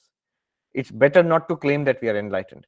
I think it's a special disease here in America, where very quickly people claim, I am enlightened, now I'm going to go around teaching. Book talk. They will launch, write books, give talks and go around, immediately become gurus. But in India, we know that spiritual life is not a sudden flash and everything is done. No, you may get many spiritual experiences, many insights. It's always safer to say that I am a spiritual seeker. I was invited to give a talk in a podcast here. And they used to say it is podcast for spiritually enlightened beings. I said, I cannot give a talk on that. I can't say I'm an enlightened being. So they have changed it. Now it says becoming enlightened. People who are becoming enlightened, we are interviewing them. So then I can say, we are all becoming enlightened. We are on the path. So it's good to say that I'm a spiritual seeker and I'm manifesting this divinity, trying to manifest this divinity within myself, trying to understand it more, trying to meditate more. Yes. Somewhere there is peace of mind missing. Don't worry. World cannot give us peace of mind. Our own real self, that from that mind will get peace. And so you see, here is the key to the peace of mind. From an Advaitic perspective, remember, you, the witness, the one which experiences there is no peace of mind. Sometimes in meditation, sometimes in the day, you will find peace in the mind, calmness. That same one experiences the peace of the mind. The one within you, you who are experiencing the lack of peace in the mind, is the same one who is experiencing the peace in the mind. Are you at peace or not? That consciousness which shines upon the peaceful mind, which shines upon the restless mind, is it peaceful or is it restless? Vedanta says it is peace itself. Shantam in Mandukya Upanishad, the name of the Atma, your name is Shantam, it's peace itself. Mind will sometimes be peaceful, sometimes will not be peaceful. Body will sometimes be healthy, sometimes not be healthy. You have nothing to do with it. Even the restless mind, you look at it with a smile internally and say, I know your tricks. Be restless as long as you want. The mind will become calm, you'll see.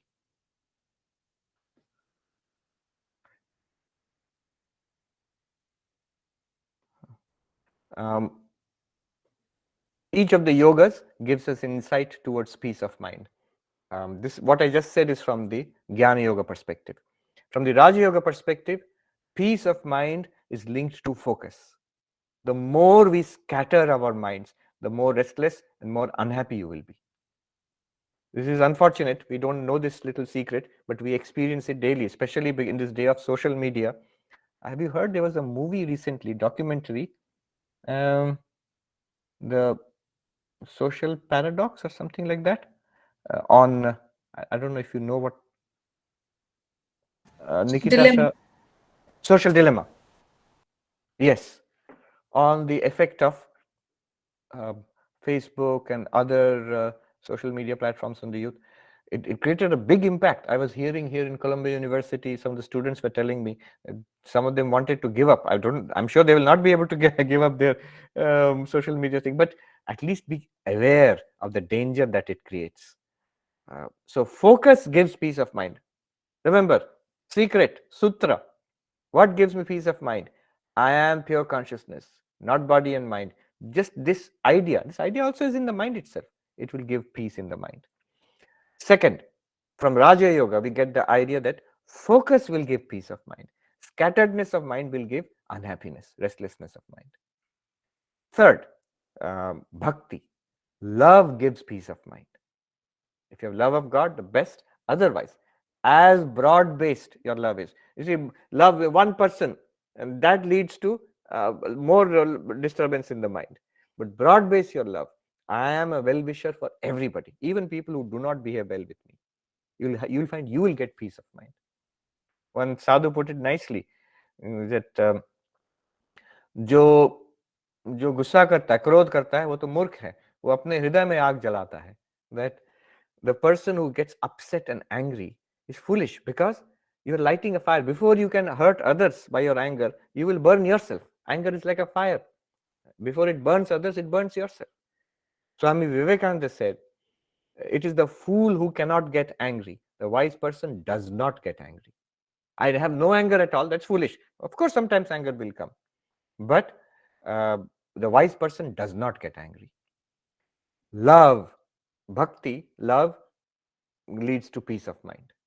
And finally, Karma Yoga tells us selfless attitude leads to peace of mind. See, even in spiritual practice, if I'm doing it, that I will have peace of mind, that's why I'm doing it, then everywhere I will find something to disturb me. My peace of mind is being disturbed. I should say, I don't care. The source of peace of mind is strength. Don't try to look for Shanti. Try to look for strength. If you try to look for peace of mind, everything will be disturbing for you. But if you say strength, and I will face things with strength, physical strength, moral strength, mental strength, then even when disturbances come, in the midst of that, you will be able to remain in peace. Okay. Dipanjali Sharma says, what is God, or who is God? Is it matter, energy, space, universe, or something beyond this? How to describe it? How can it be perceived? Okay, huge questions. What is God? Who is God? Let us start from the highest answer. Is it matter, energy, space, universe, something beyond this? It is that to which matter, energy, space, universe, and everything else that you experience. It is appearing to you, it's being experienced by you. What are you? And Vedanta says, you experience God or realize what is God when you realize what you are. Sri Ramakrishna says, in Bengali, I'll translate, মানুষ নিজেকে চিনতে পারলে ঈশ্বরকে চিনতে পারে. If a human being realizes who he or she is, then you realize who God is. What does that mean? The question will be then, who am I? Dipanjali is asking, who is God, or what is God? And if Swamiji, you answer, if you realize yourself, then you will realize God. Then the question will become, then who am I? And that is the answer that Vedanta gives. What you think of yourself, I am Dipanjali Sharma, that's only the surface. This is just the body, just the mind. And we think that is the end of our story, this little person. No. Just like the Pacific Ocean, 10,000 feet below, you're just seeing a bubble on the top, a little drop on the top. Below it, there's 10,000 feet of water. Similarly, this body and mind is a tiny aspect, just an appearance. You are unlimited consciousness, unlimited existence. This, to understand this, please look at Vedanta.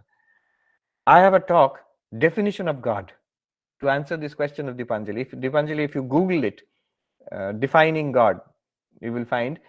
So in Vedanta, there are actually definitions of God, ultimate reality. What is Brahman? Satyam Jnanam Anantam Brahma.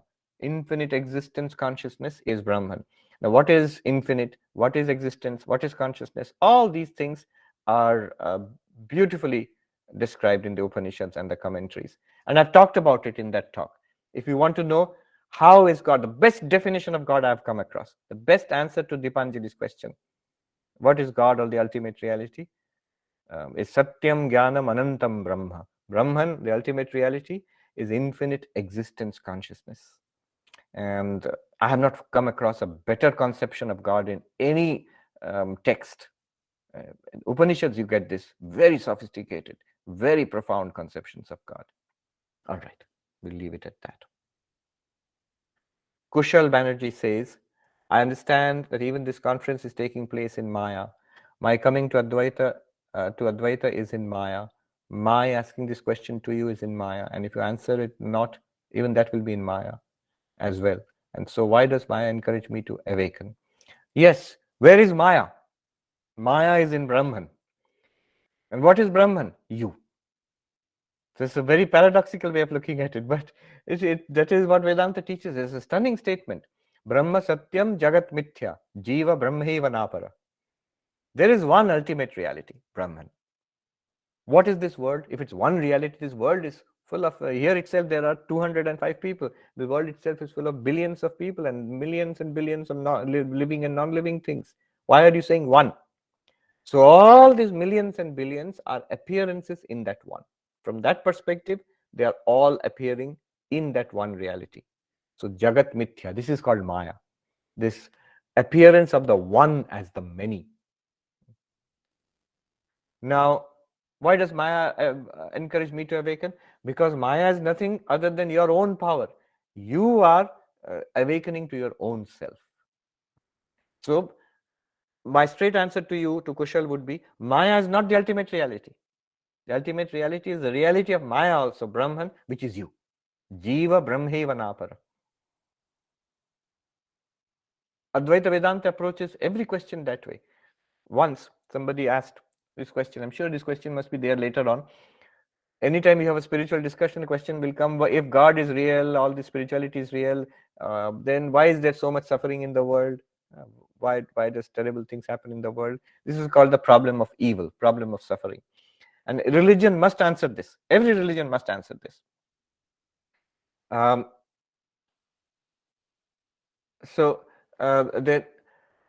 When all of these problems are there, how do you answer? So the same question was asked to Sri Ramakrishna.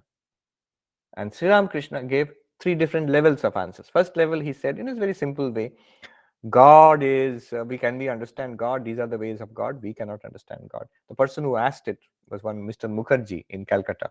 He was not satisfied with it. The next answer Sri Ramakrishna gave was, oh, this is the Leela of God. Can we understand anything? This is the Leela of God. Then Mr. Mukherjee was very annoyed. He said, it is the Leela of God, but it is death for us. What kind of Leela is this? We are dying. So much suffering is there for us. Then Sri Ramakrishna's final answer. But who are you? Do you know who you are? Which means that if we investigate, actually closely investigate who we are, we realize that we are Brahman. We have that diamond. We are thinking it's a rock. We don't pay any attention to it. When we investigate this, you will find it is a diamond and it will solve all your problems. Then Paras Agarwal says, if the intellect is merely a street cleaner, as Vivekanda puts it, can jnana ever lead to yoga, or does it merely replace the initial dirt with prettier ideas? Yes, generally it replaces the initial dirt with prettier ideas, but jnana yoga, what does jnana yoga do? It uses the intellect to point towards our reality. Intellect by itself will not give you the reality. You cannot argue your way to enlightenment. You cannot reason your way to enlightenment. But what it does is, it takes you to the very edge of enlightenment. It points you in the right direction. Then you must grasp it intuitively by yourself. It's like, you know how the Upanishads function. I got a very good example from a Buddhist teacher. He said that these spiritual instructions, what they are like is, they're like finding a needle on the side of a mountain. How difficult that is, a mountain and a needle, impossible. But with the proper set of instructions, you can find it. The first set of instructions will tell you, go up this side of the mountain. Then you go up. The next set of instructions will tell you, there is this tree, go to that tree. Then you go near that tree. And then the next set of instructions will tell you, in that tree, near that tree, there is this big root. On the left side of the root, go near that particular spot near the root and look carefully. When you do that, then you suddenly see the needle is there. Now, what seemed to be impossible, you have followed the instructions and you have found it. The instructions are like Vedanta, like Jnana Yoga. Finally, however, what you have to do is to see with your own eyes. Those eyes will see the needle, then only you can say, I have found the needle. That seeing with your own eyes is enabled by those instructions, but the instructions by themselves are not equal to seeing. So all the arguments in Jnana Yoga are not equal to enlightenment. I may read all that very sophisticated philosophy. Somebody said it'll fry your brain fryer. It's so subtle and so intricate, these arguments. After all of that also, am I enlightened? No. Until you have seen, you have realized by yourself, within yourself, I am Brahman, Aham Brahmasmi, then only enlightenment. That is like seeing the needle with your eyes.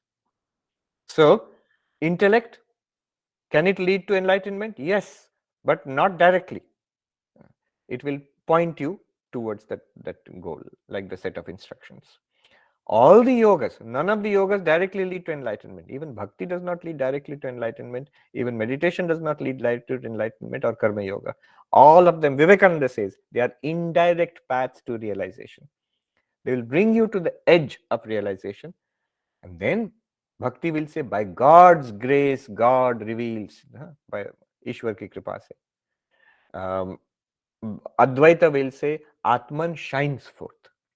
Kathopanishad, it says, by none of these means you can realize the Atman. Whoever the Atman reveals itself to, that one will realize the Atman. So the Atman is self-shining. There's a philosophical reason why nothing can reveal the Atman.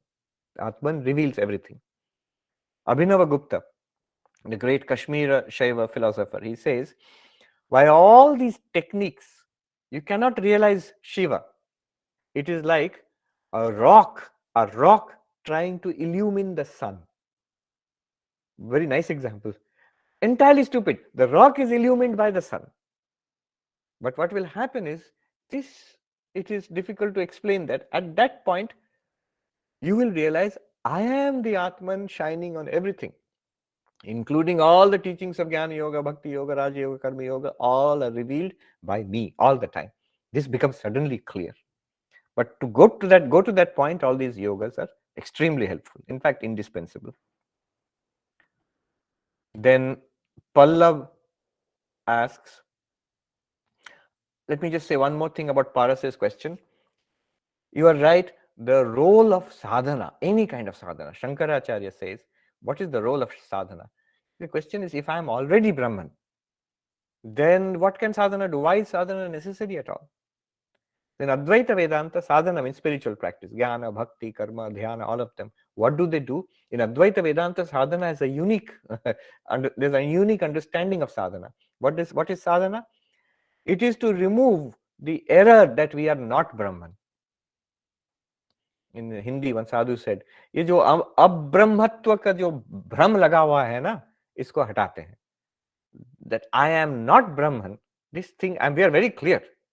I may read about it, but internally I feel, no. I am this fellow. This error is removed by sadhana. So none of these yogas will directly take you to realization, but they will remove the dirt, as he says, they will remove the dirt, which is ignorance or avidya.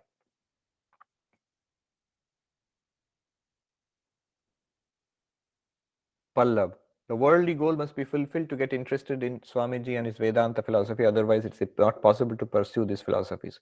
What is your opinion on this matter? No. Worldly goal will never be fulfilled. However, worldly experience, little bit of experience is necessary. So Sri Ramakrishna used to say, Shomoy na hole hoy na, until the proper time, the right time comes, spirituality does not start for you. So in large numbers of cases, you will find little worldly experience is necessary. But in large numbers of cases, you can directly start spiritual life. See, for example, what is the criterion then? Those who are here on a Saturday evening, you could have done so many other things. In economics, you learn the concept of opportunity cost. If you do one thing, I will go and attend online talk by some Swamiji, then you are sacrificing so many other things. That's the opportunity cost of coming here. You have paid that cost of coming here and sitting and listening. Why? Because in all of us, in all of you, in all of us, there is a genuine desire for spirituality. There is a genuine desire for a higher life. We feel that Vivekananda has something that will make my life far richer. So once you feel this, spirituality has started for you. Worldly experience will continue. Nobody can stop it. You are students, you will continue with your studies. You are getting into jobs, you will continue with your jobs. You're getting into relationships and families, that will continue.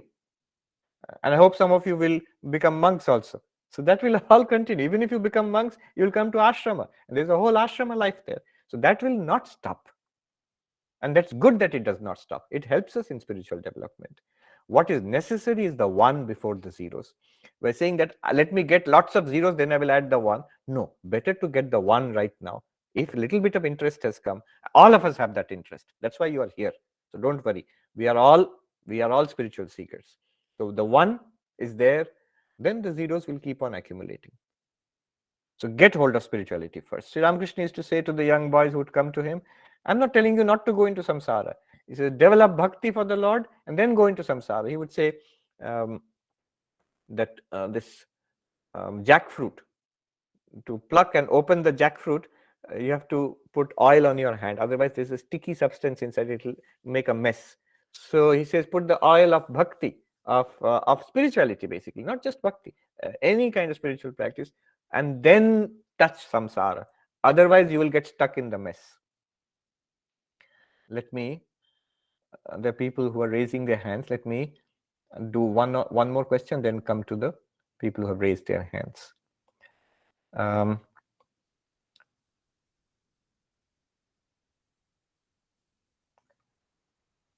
Upasya Mukherjee. I wanted to ask respected Maharaj a question on the moral utilitarian ground. The law of karma is understandable. But as you once said, karma, causality, has no effect on the true self, Brahman. Then how will it lead us to know our real nature? All right. The answer to your question, Upasya, is in the last sentence, in the last question itself. How will it lead us to know our real nature? Who wants to know one's real nature? See, Atman or Brahman. Does Atman or Brahman really want to know its own real nature? Atman or Brahman is perfect. Atman or Brahman, trapped in this net of Maya, involved in this body-mind complex, wants to realize its real nature.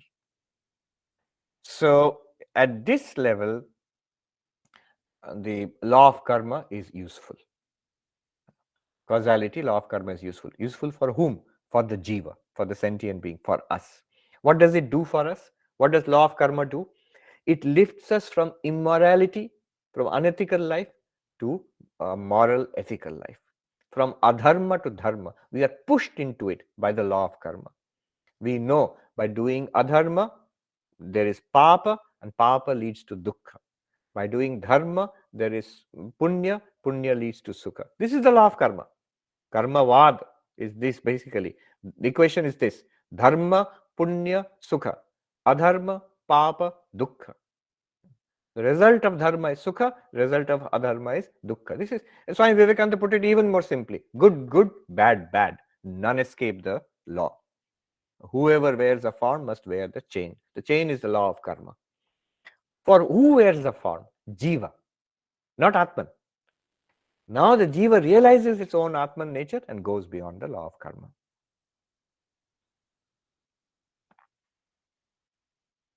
Soham Mohan Dalal. All right, we'll take up some more questions. Don't write any more questions in the chat box. It's full of questions. Stop doing that. I don't know how much time we'll have.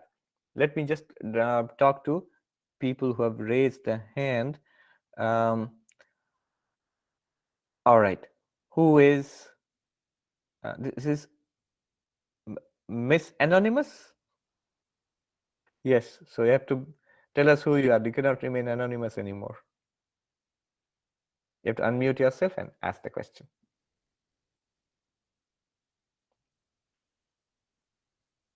Yeah, please do it quickly, no? Otherwise, someone else you can come next, because no, we don't have Are you able to unmute? Do you have to give permission for unmuting? Let me see. How do you give permission? Yeah, got it. Yes. Yeah, my name is Soumya Mukherjee, and this is my general email address. That's the reason it's anonymous. The question is, the present age where insecurity, manipulation, pollution, war, and hopelessness is at peak, and spirituality is the key to the establishment of peace and hope of humanity. This establishment, is it a change or a manifestation?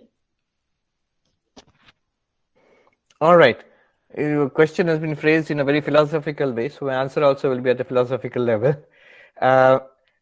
Yes, it is a change at the level of nature. It's a change at the level of Prakriti, a change at the level of the body-mind, change at the level of the world, but a manifestation from your inner nature. So the whole world is a manifestation of your inner nature, that is Atman. So from that perspective, it's a manifestation. But within the manifestation, it's a change. You're muted again.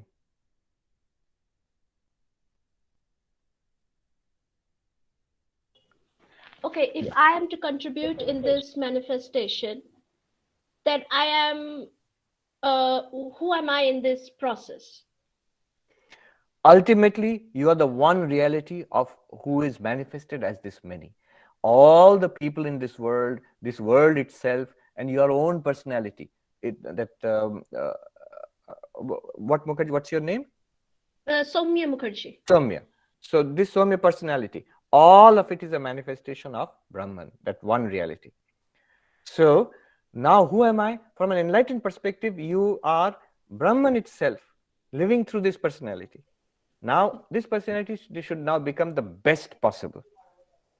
You no need to be afraid anymore, no need to be selfish anymore, no need to be grasping. And now it will not happen all of a sudden. Until we are fully enlightened, it will be a struggle. So if you ask practically who am I in this situation, I am Brahman, but right now practically I am a spiritual seeker. I'm trying to realize that I am Brahman. Yes. Thank you. Then Katyayani. Good evening, sir. Katyayani Yes, Gupta. Yourself. and I'll just tell the person I'll go to next. I'll just tell them so that they will. Is there a hand raised here? Sharad Tiwari had raised his hand. So I'll go to you next, Sharadji. Next, I'll come to you next. I'll just talk to Katyayani first. Swamiji, good evening. I have no question, but I'm just so much thankful to you for sharing so many facets of life. Thank you so much, Yeah. Sharadji. Thank you. All right, Yeah, Katyayani, go ahead. Thank you. Good evening, everyone. I'm Katyayani Gupta, and greetings from Banaras. So my question is very simple. My question is that how does one find their true purpose? Many times I've realized that if nothing drives you from within your core, it becomes pointless for you after some time. And all the change makers and all the stories I've read, I have come to realize that they had a deep impact on their lives from an early incident in their lives, which they wish to change and bring about, do something about it. So I believe I kind of lack that purpose in life. I mean, at one level, it's simple that, it's to earn money and sustain life. But then what is the bigger goal to it? Right, and it's a good question. What Katyayani is asking is something that a lot of us, a lot of people here in this forum might have this question. We talk about a high purpose in life, high goal in life, but how do I find my purpose or goal in life? And Swami Vivekananda also helps us here. What is my goal or purpose in life? It is your own highest ideal. Now, look at these words, they used very carefully. Own highest ideal. First of all, it must be your own ideal.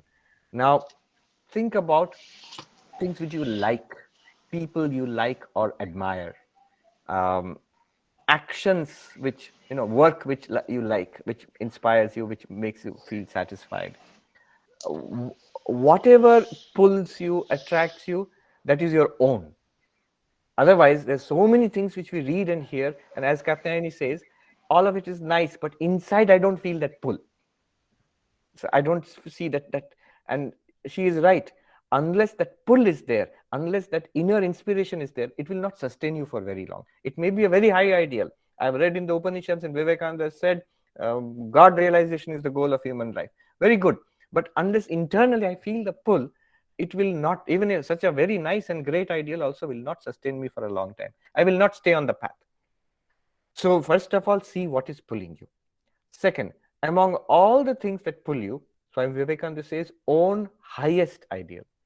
There are many things which are pulling you. Among them, which person, which kind of life, which kind of job, which kind of activity, which kind of study is the best? Best in the sense of which is inspiring, good for you and good for others. One criteria of highest or noblest is it will be good for others also.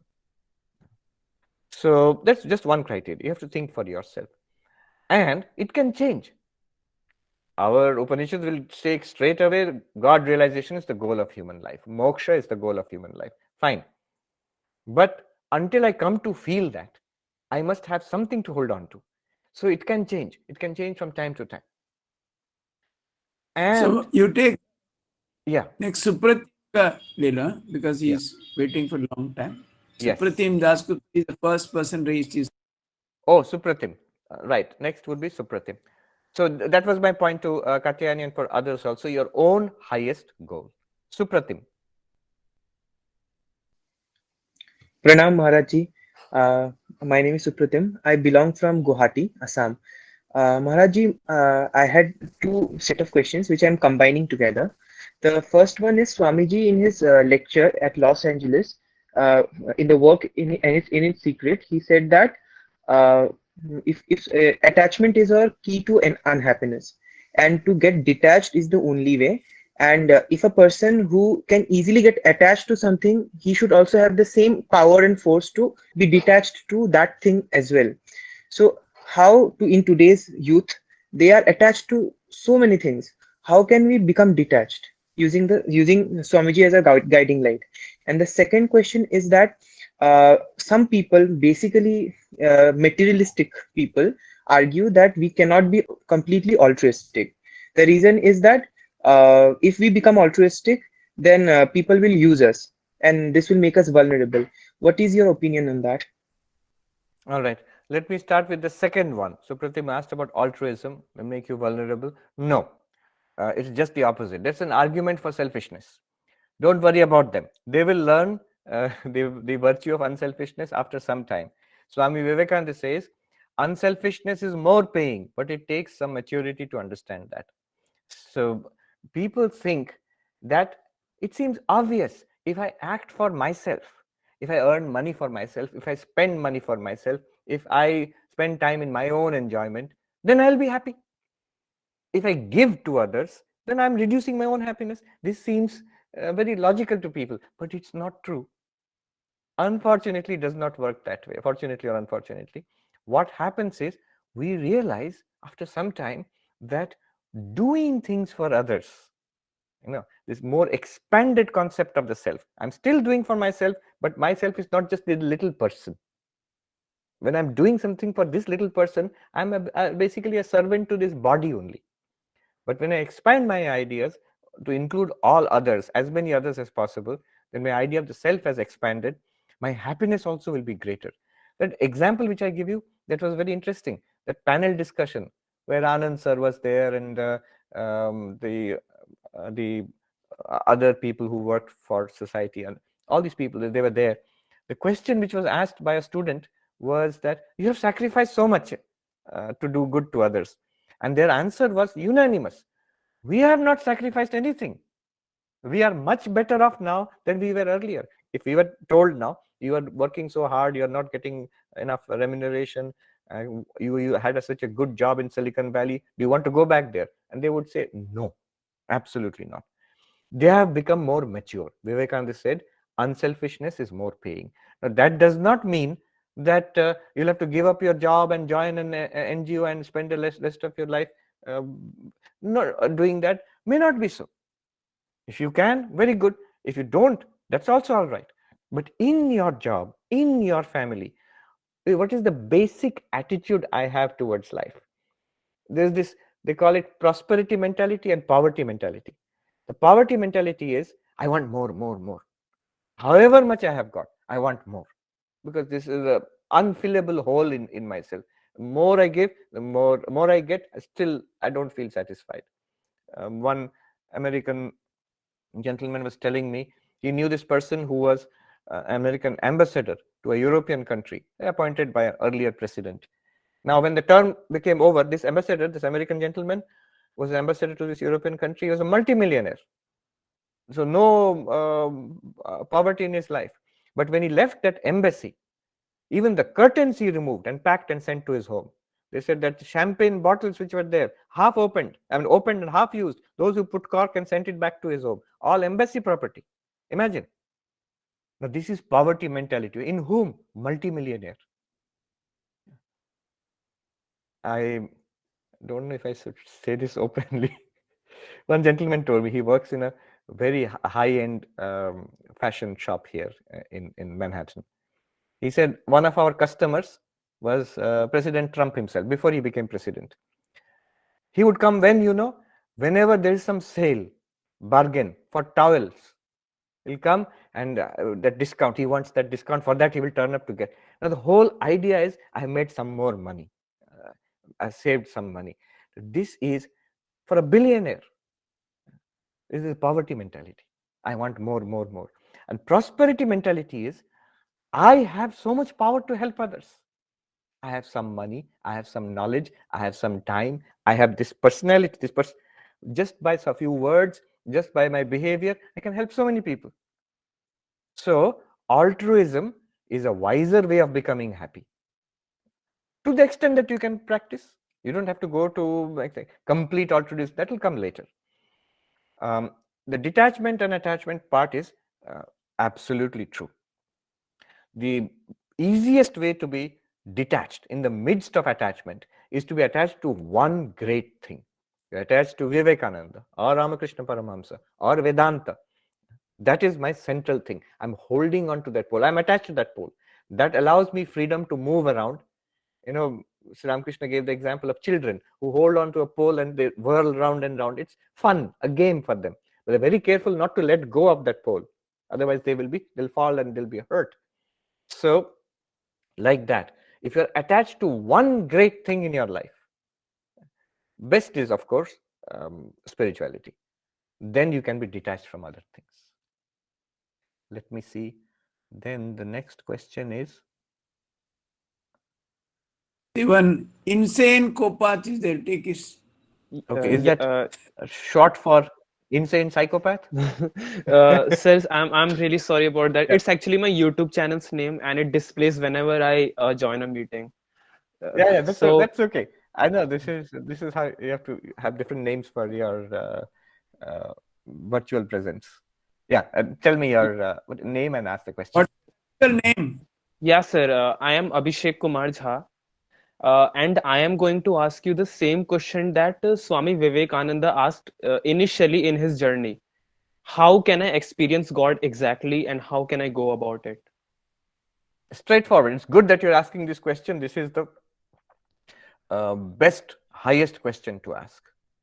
I remember, one should be very proud that you're asking this question. I remember when I joined the order, became a brahmachari, just before that, one monk asked me, so why do you want to become a sadhu? So I said, Choti muh mein badi baat, I want to realize God. I said, why are you feeling shy about it? Yes, you should say boldly, yes, I have become a sadhu to realize God. Yes, the goal of my life is God realization. Your civilization, Indian civilization tells us, highest goal is moksha. So your goal is moksha, be very clear about it. All of us present here, whoever we are, whatever our age, our gender, our background, whichever country we are in, the greatest blessing will be if at least to myself internally, I can say my goal is God realization. My goal is moksha, nirvana, spirituality. That is my goal internally. And then I will do whatever has to be done in life. How do you do it? Answer is straight. Swami Vivekananda has spoken about the 4 yogas: by knowledge, by meditation, by devotion, and by service. Read the 4 yogas: Jnana Yoga, Karma Yoga, Raja Yoga, Bhakti Yoga, and each will give you practical, clear instructions on how to lead your life so that you become enlightened. Very good. It's a very good question. Thank you for answering, sir. Thank you for that question. Then whom should I take up next? I see Amardeep Mishra. And next I'll go to Debabrata Banerjee next. But first Amardeep Mishra. Swamiji, first of all, I would request you to accept my deep prostrations. And it's a matter of great privilege and honor to be able to listen to you and speak to you, because it's like a dream come true for me. Because just one thing I would like to say, and I was trying to meet you in person for a very long time in my life. And before 4 years, when I was in my deep dark days, then your videos on YouTube of Aparoksha Nubhuti and of Drigdrish Viveka, it was like a light coming inside a dark room from a tiny hole. So, and you were trying to take me out of there, through your hands. So I'm like very much grateful to you, and this thing I cannot express in words, obviously. But yeah, I do not know much about the things, but there is one thing which I'm struggling a lot nowadays, that um, talking about your videos on Aproksha Nubhuti, wherein you talk about the preliminary requirements, the prerequisites, that a person, the spiritual seeker needs to be, relevant into those things. He needs to know about all those things. And when I am a person who is working, okay, so coming back to the office and going to office, you talk, it's everyone knows about corporate culture. When you go there, then you have all those, pushing and pulling, all those things, and people trying to beat each other and, running in that race, obviously the rat race thing. But still, I feel like, okay, sometimes I feel like I have to, push the people aside aggressively, and I have to go forward to achieve that thing, that desire. Because when you are I at your understand. place, So can you how to narrow make down the the question, Amardeep? Can you narrow it down?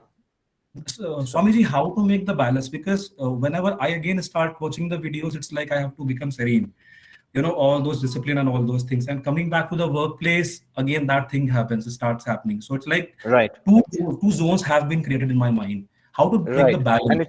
I understand. And it's good that these two zones are there in the mind. You'll see they are not contradictory. They are Yeah. mutually helping each other.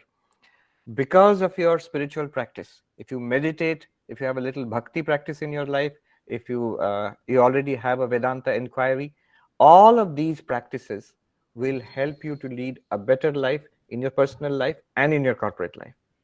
And your corporate life and personal life, there are many struggles and challenges there. It is Yes. because of those struggles and challenges that the flame of spirituality is burning.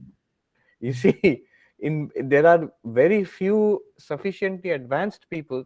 If you remove all social restrictions from them, put them in a cave in the Himalayas, their mind will remain on God. There are few, but they are very, very few in number. Most of us, actually, we need a little bit of pressure. We need a little bit of structure. So the challenges in corporate life, the challenges in your personal life, they're not really bad.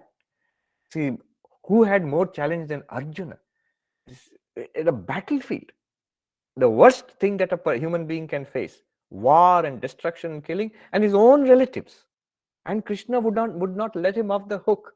He said, you have to do this if you want to be spiritual.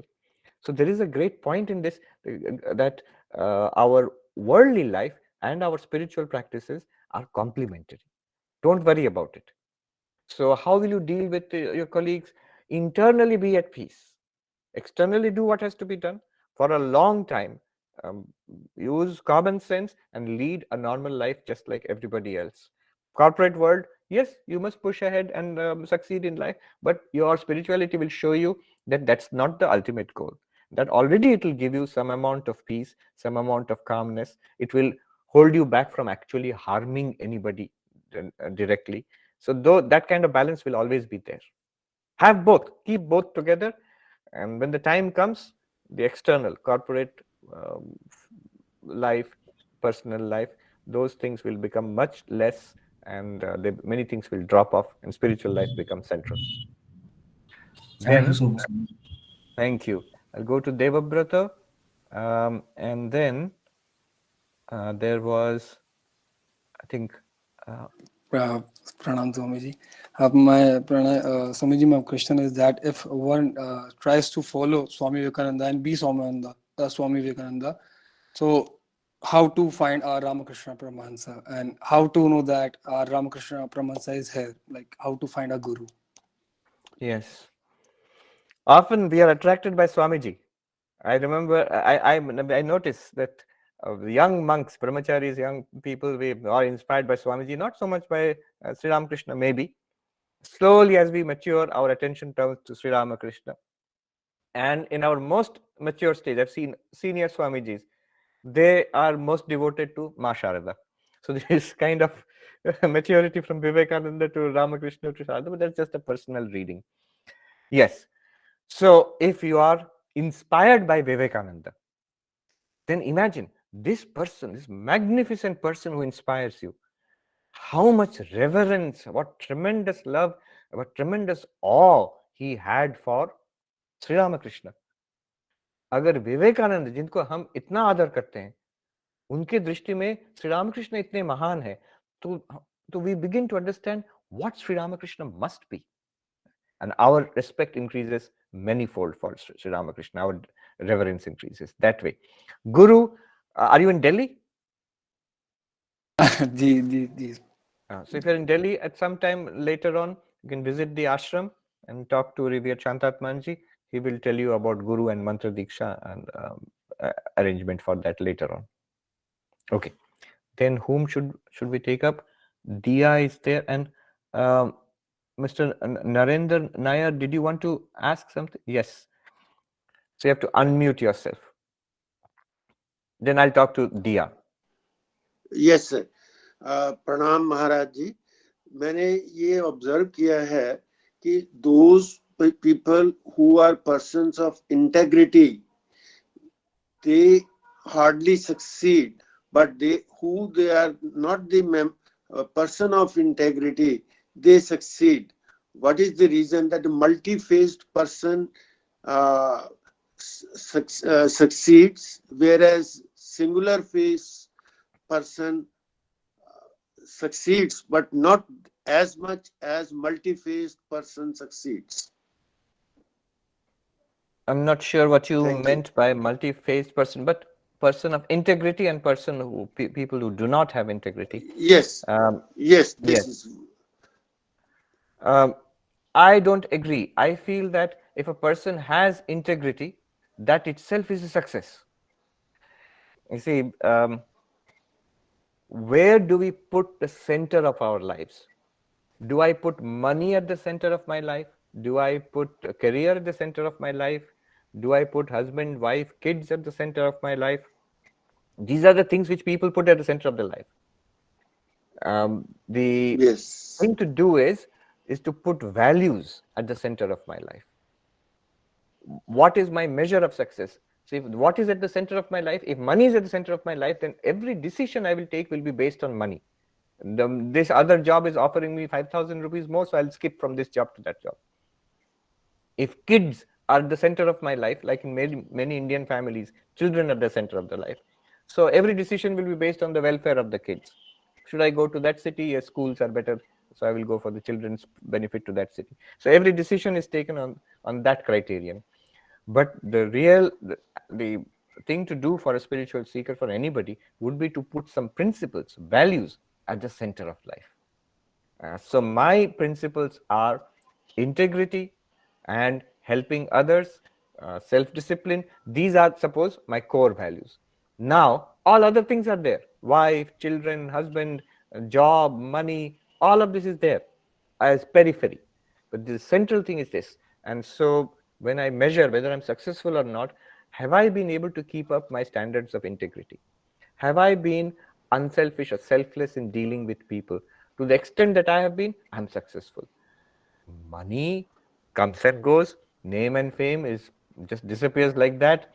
And one knows what is name and fame nowadays. It's all measured in how many Facebook likes one has got, how many Facebook friends one has got. It's a disease. It's a disease.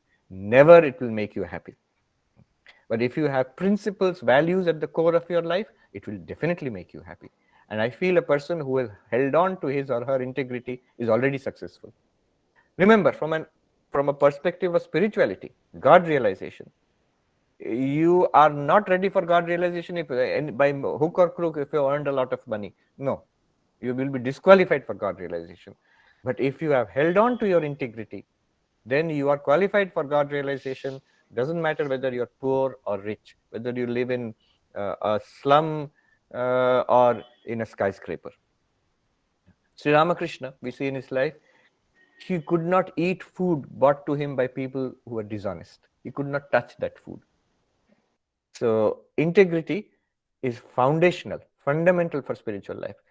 One can be a person of integrity without being particularly spiritual, still be a good person.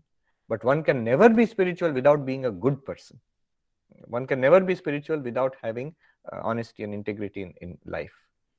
So even to be spiritual, to aim for God realization, the measure of success is, am I able to follow my values in day-to-day life? Thank you for that question, sir.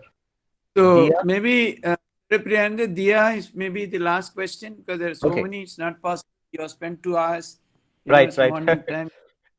We can ask. I'll take. I think there are 3, 4. Should we take quickly the questions? We'll see. Those are already. They did not ask a second time. It's not possible. You can take Aman Rana, Abhishek Sharma, and Angika Sri. Maybe these 3 All last right. questions. We'll do that quickly. Diya, ask your question. Yes, Pranam Swamiji. I feel so blessed that I have this opportunity to ask this question to you. Your YouTube speeches, I have listened to them and they have pulled me out of darkness, and I still continue to do so and will also continue. Now today my question is, sir, how do we convey the importance of Swami Vivekananda's teachings to the people who are not literate, or to small children?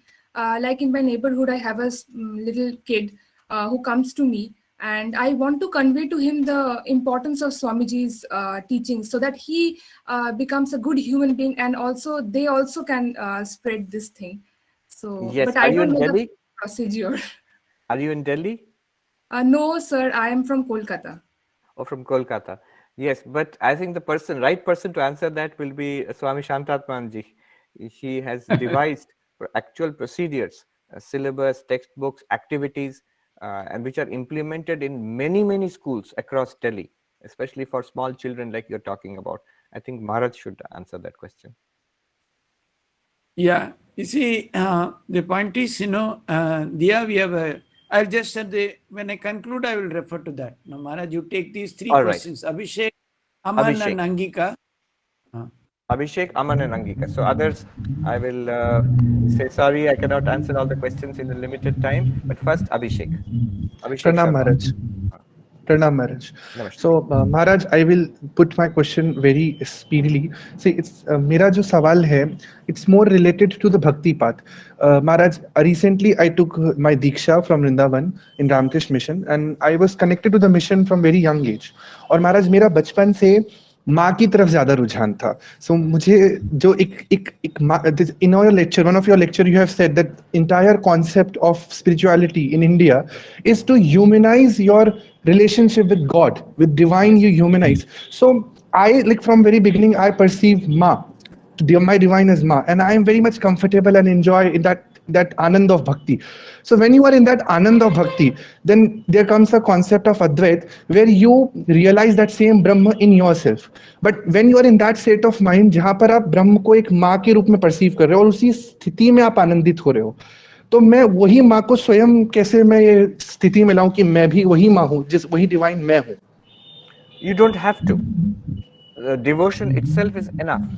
Now, if you have established a relationship with the divine as child and mother, so God is my mother, the divine mother, I am the child.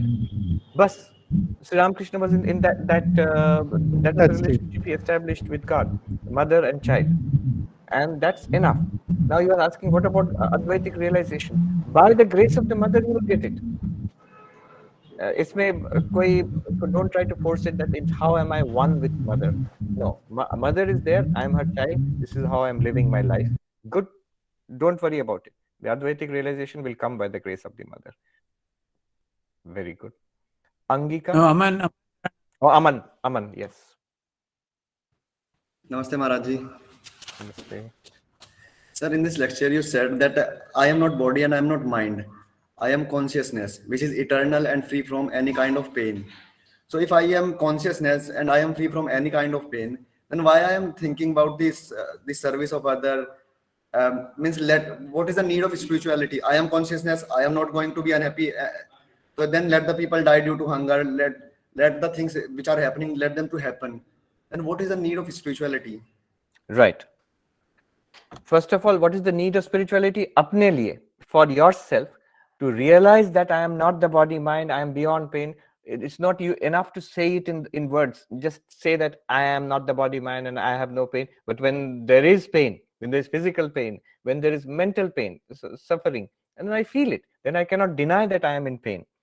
So to realize that how I am the Atman, which is not affected by the pain in the body, by the suffering in the mind, for that spirituality is necessary. All the yogas are necessary for your sake. Now the second question is for others. Why should I do anything for others if I am beyond suffering? And the others also, one may think that they are also Atma. Atma is beyond suffering. So their so-called suffering, why should I try to remove that? Remember that I am pure consciousness, and this pure consciousness is the same in all bodies and minds. Krishna says in the Gita, avibhaktam cha bhuteshu vibhaktam iva cha sthitam. Undivided in all beings appears to be divided. Appears that there are many divided in many beings. Now it's just like, it will be like, I, Aman, I am in all these beings. Just as I try to remove the suffering of this one body, Aman, when this body feels hungry, I give food here. Then if I am the same one in all bodies, why should I not try to remove the hunger of that body? If somebody says a bad word to me, Aman's mind feels hurt. Then why should I say anything bad to somebody else? Because that mind there also belongs to me, because I am the same consciousness in all. So this, why should I do something to help others? This comes when I'm rooted in one body mind. But spirituality will show me, Jnana Yoga will show me, I am the consciousness in all bodies and minds. And therefore, from that perspective, my attitude to others will be one of service. I will give you one argument from Mahayana Buddhism. Just I'll end with that. This is from Shantideva, Bodhicharya Avatar. Without any Atman, Brahman, because they will not go in that direction. What they do is, why should I remove the sufferings of others? The suffering in this body, because it is suffering, it should be removed. The suffering in others, because it is suffering, it should be removed. Just as I'm working to remove suffering in this body, I should work to remove suffering in that body also. This is the expansion from one body mind to include others. Okay. Angika, last. Pranam Swamiji. Namaste. I'm so blessed to see you live today. I'm thankful to God also for this.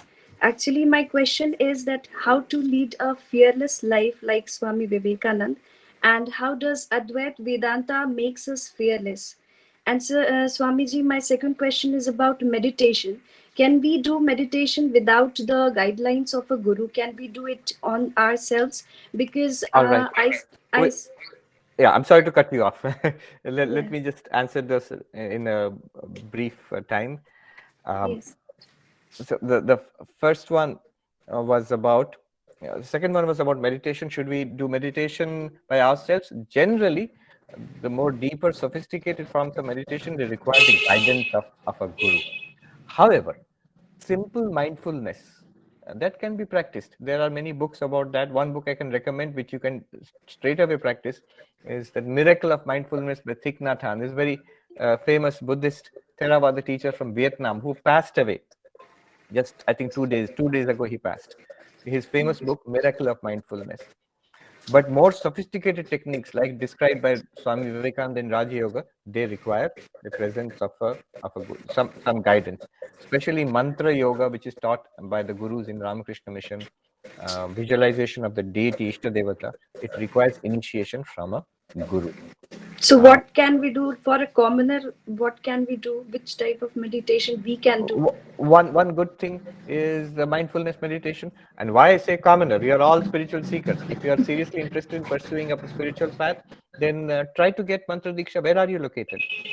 I am actually right now in Jharkhand. So once the pandemic eases a little bit, try to get connected to Belur Math and see if you can get Mantra Diksha. And so many of us here have got Mantra Diksha. So why not? Of course, you should get that. And the first question was on fearless life. How can we lead a fearless life like Swami Vivekananda? Your answer is in your question, like Swami Vivekananda. Now, there is a whole branch of psychology called neuro-linguistic programming. I'm not too much impressed by it, but they have some good ideas. Instead of saying that, how can I be fearless like Swami Vivekananda? Just imagine in your mind that suppose Angika is not here. In this situation, Vivekananda is here. How will Vivekananda think? How will Vivekananda speak? How will Vivekananda behave? That will give you courage, boldness. It will come in your mind automatically, right? What would Vivekananda think in this situation? What would Vivekananda say in this situation? What would Vivekananda do in this situation? Very good. Thank you so much. Maharaj, you are muted. Wonderful evening. You have spent 2 hours. I think our Sarupriyanji has boundless energy. Probably he can go on for next 2 hours also, but we feel for his health, he needs rest. He has been continuously talking for 2 hours. He has not had his breakfast also. It's 8:30 or so there now. So what I say is, it has been a very, very wonderful evening. The point is, we should not just listen, it's like they say there's a very famous saying in Bengali also, Kan Purishkar Kora. Hear from one ear and let it out to the other ear. That's not good. We must take it up very seriously, see how we can put some of these things into practice, otherwise it will be of no use to us. Of course, we're extremely grateful to him for the time he gave us, and it's really nice of him. But I can tell you, there's a chance many of you might meet him in person. He will definitely come to Delhi. But only those who are going to be in regular touch with us, they alone will be enrolled for such a program if it happens. Not those who come only once in a blue moon and just go away like that, waste his time and our time. No, we don't want such fleeting people. So, see, you're all already on a WhatsApp group because of this program, and your emails are all with us. See, we run a regular Vivekananda Youth Forum. We meet every Sunday on a virtual mode. So you please get in touch with us, be part of that. That's how you can strengthen these ideas. Of course, no one can substitute Sarupriyanji. We'll all discuss. And when he comes back, we can get many of those things clarified. The first thing is, please be part of this youth forum. It's a very regular thing. And now we will a chat box. Please kindly leave your feedback, in the feedback form, which will be leaving in the chat box for each one of you. We want the feedback from all of you. First youth forum, then this. And finally, and our Dia also had asked about this. We run a huge program called the Awakened Citizen Program. It's a program for middle school children, essentially for classes 6, 7, 8, 9. Today, this program is running in 5,800 schools from Kashmir to Kanyakumari. A team of 85 people are working. Many people, one former civil servant is the chief coordinator. She resigned her job and joined us. Many brilliant people are working for us. So some of you also really want to some of these ideas of Swamiji, combining in them a little kind of support for you. And at the same time, you have a lot more to do, a lot more to contribute. You can really go to the website, theawakenedcitizen.org. Theawakenedcitizen.org is the website. You can go to the website and then you can enroll. You can become a Vivekananda fellow. We have a fellowship program. You can also join as a regular resource person. All these are all possible. But then, somewhere or other, please stay connected. We need to build a beautiful community of people who are inspired by the same ideas. Swami Vivekananda wanted, he said, give me 1,000 young men and women fired with the zeal of patriotism. He said he could change the country. Till now, probably we have not been able to give him that number. So, let us make a new beginning. Those of us who could get connected this way, thanks to Swami Priyanji.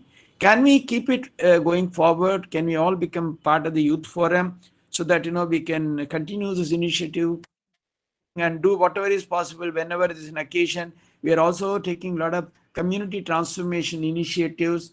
For example, Suraj Mitra has started a very beautiful program called Cleaning Yamuna.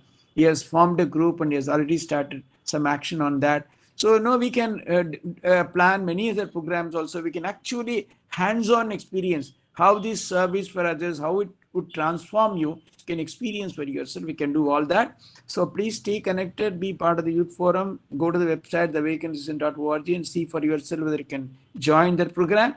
And, most importantly, please, even in your personal life also, whatever you have heard, as a matter of a daily discipline, reading something of Swami Vivekananda every day.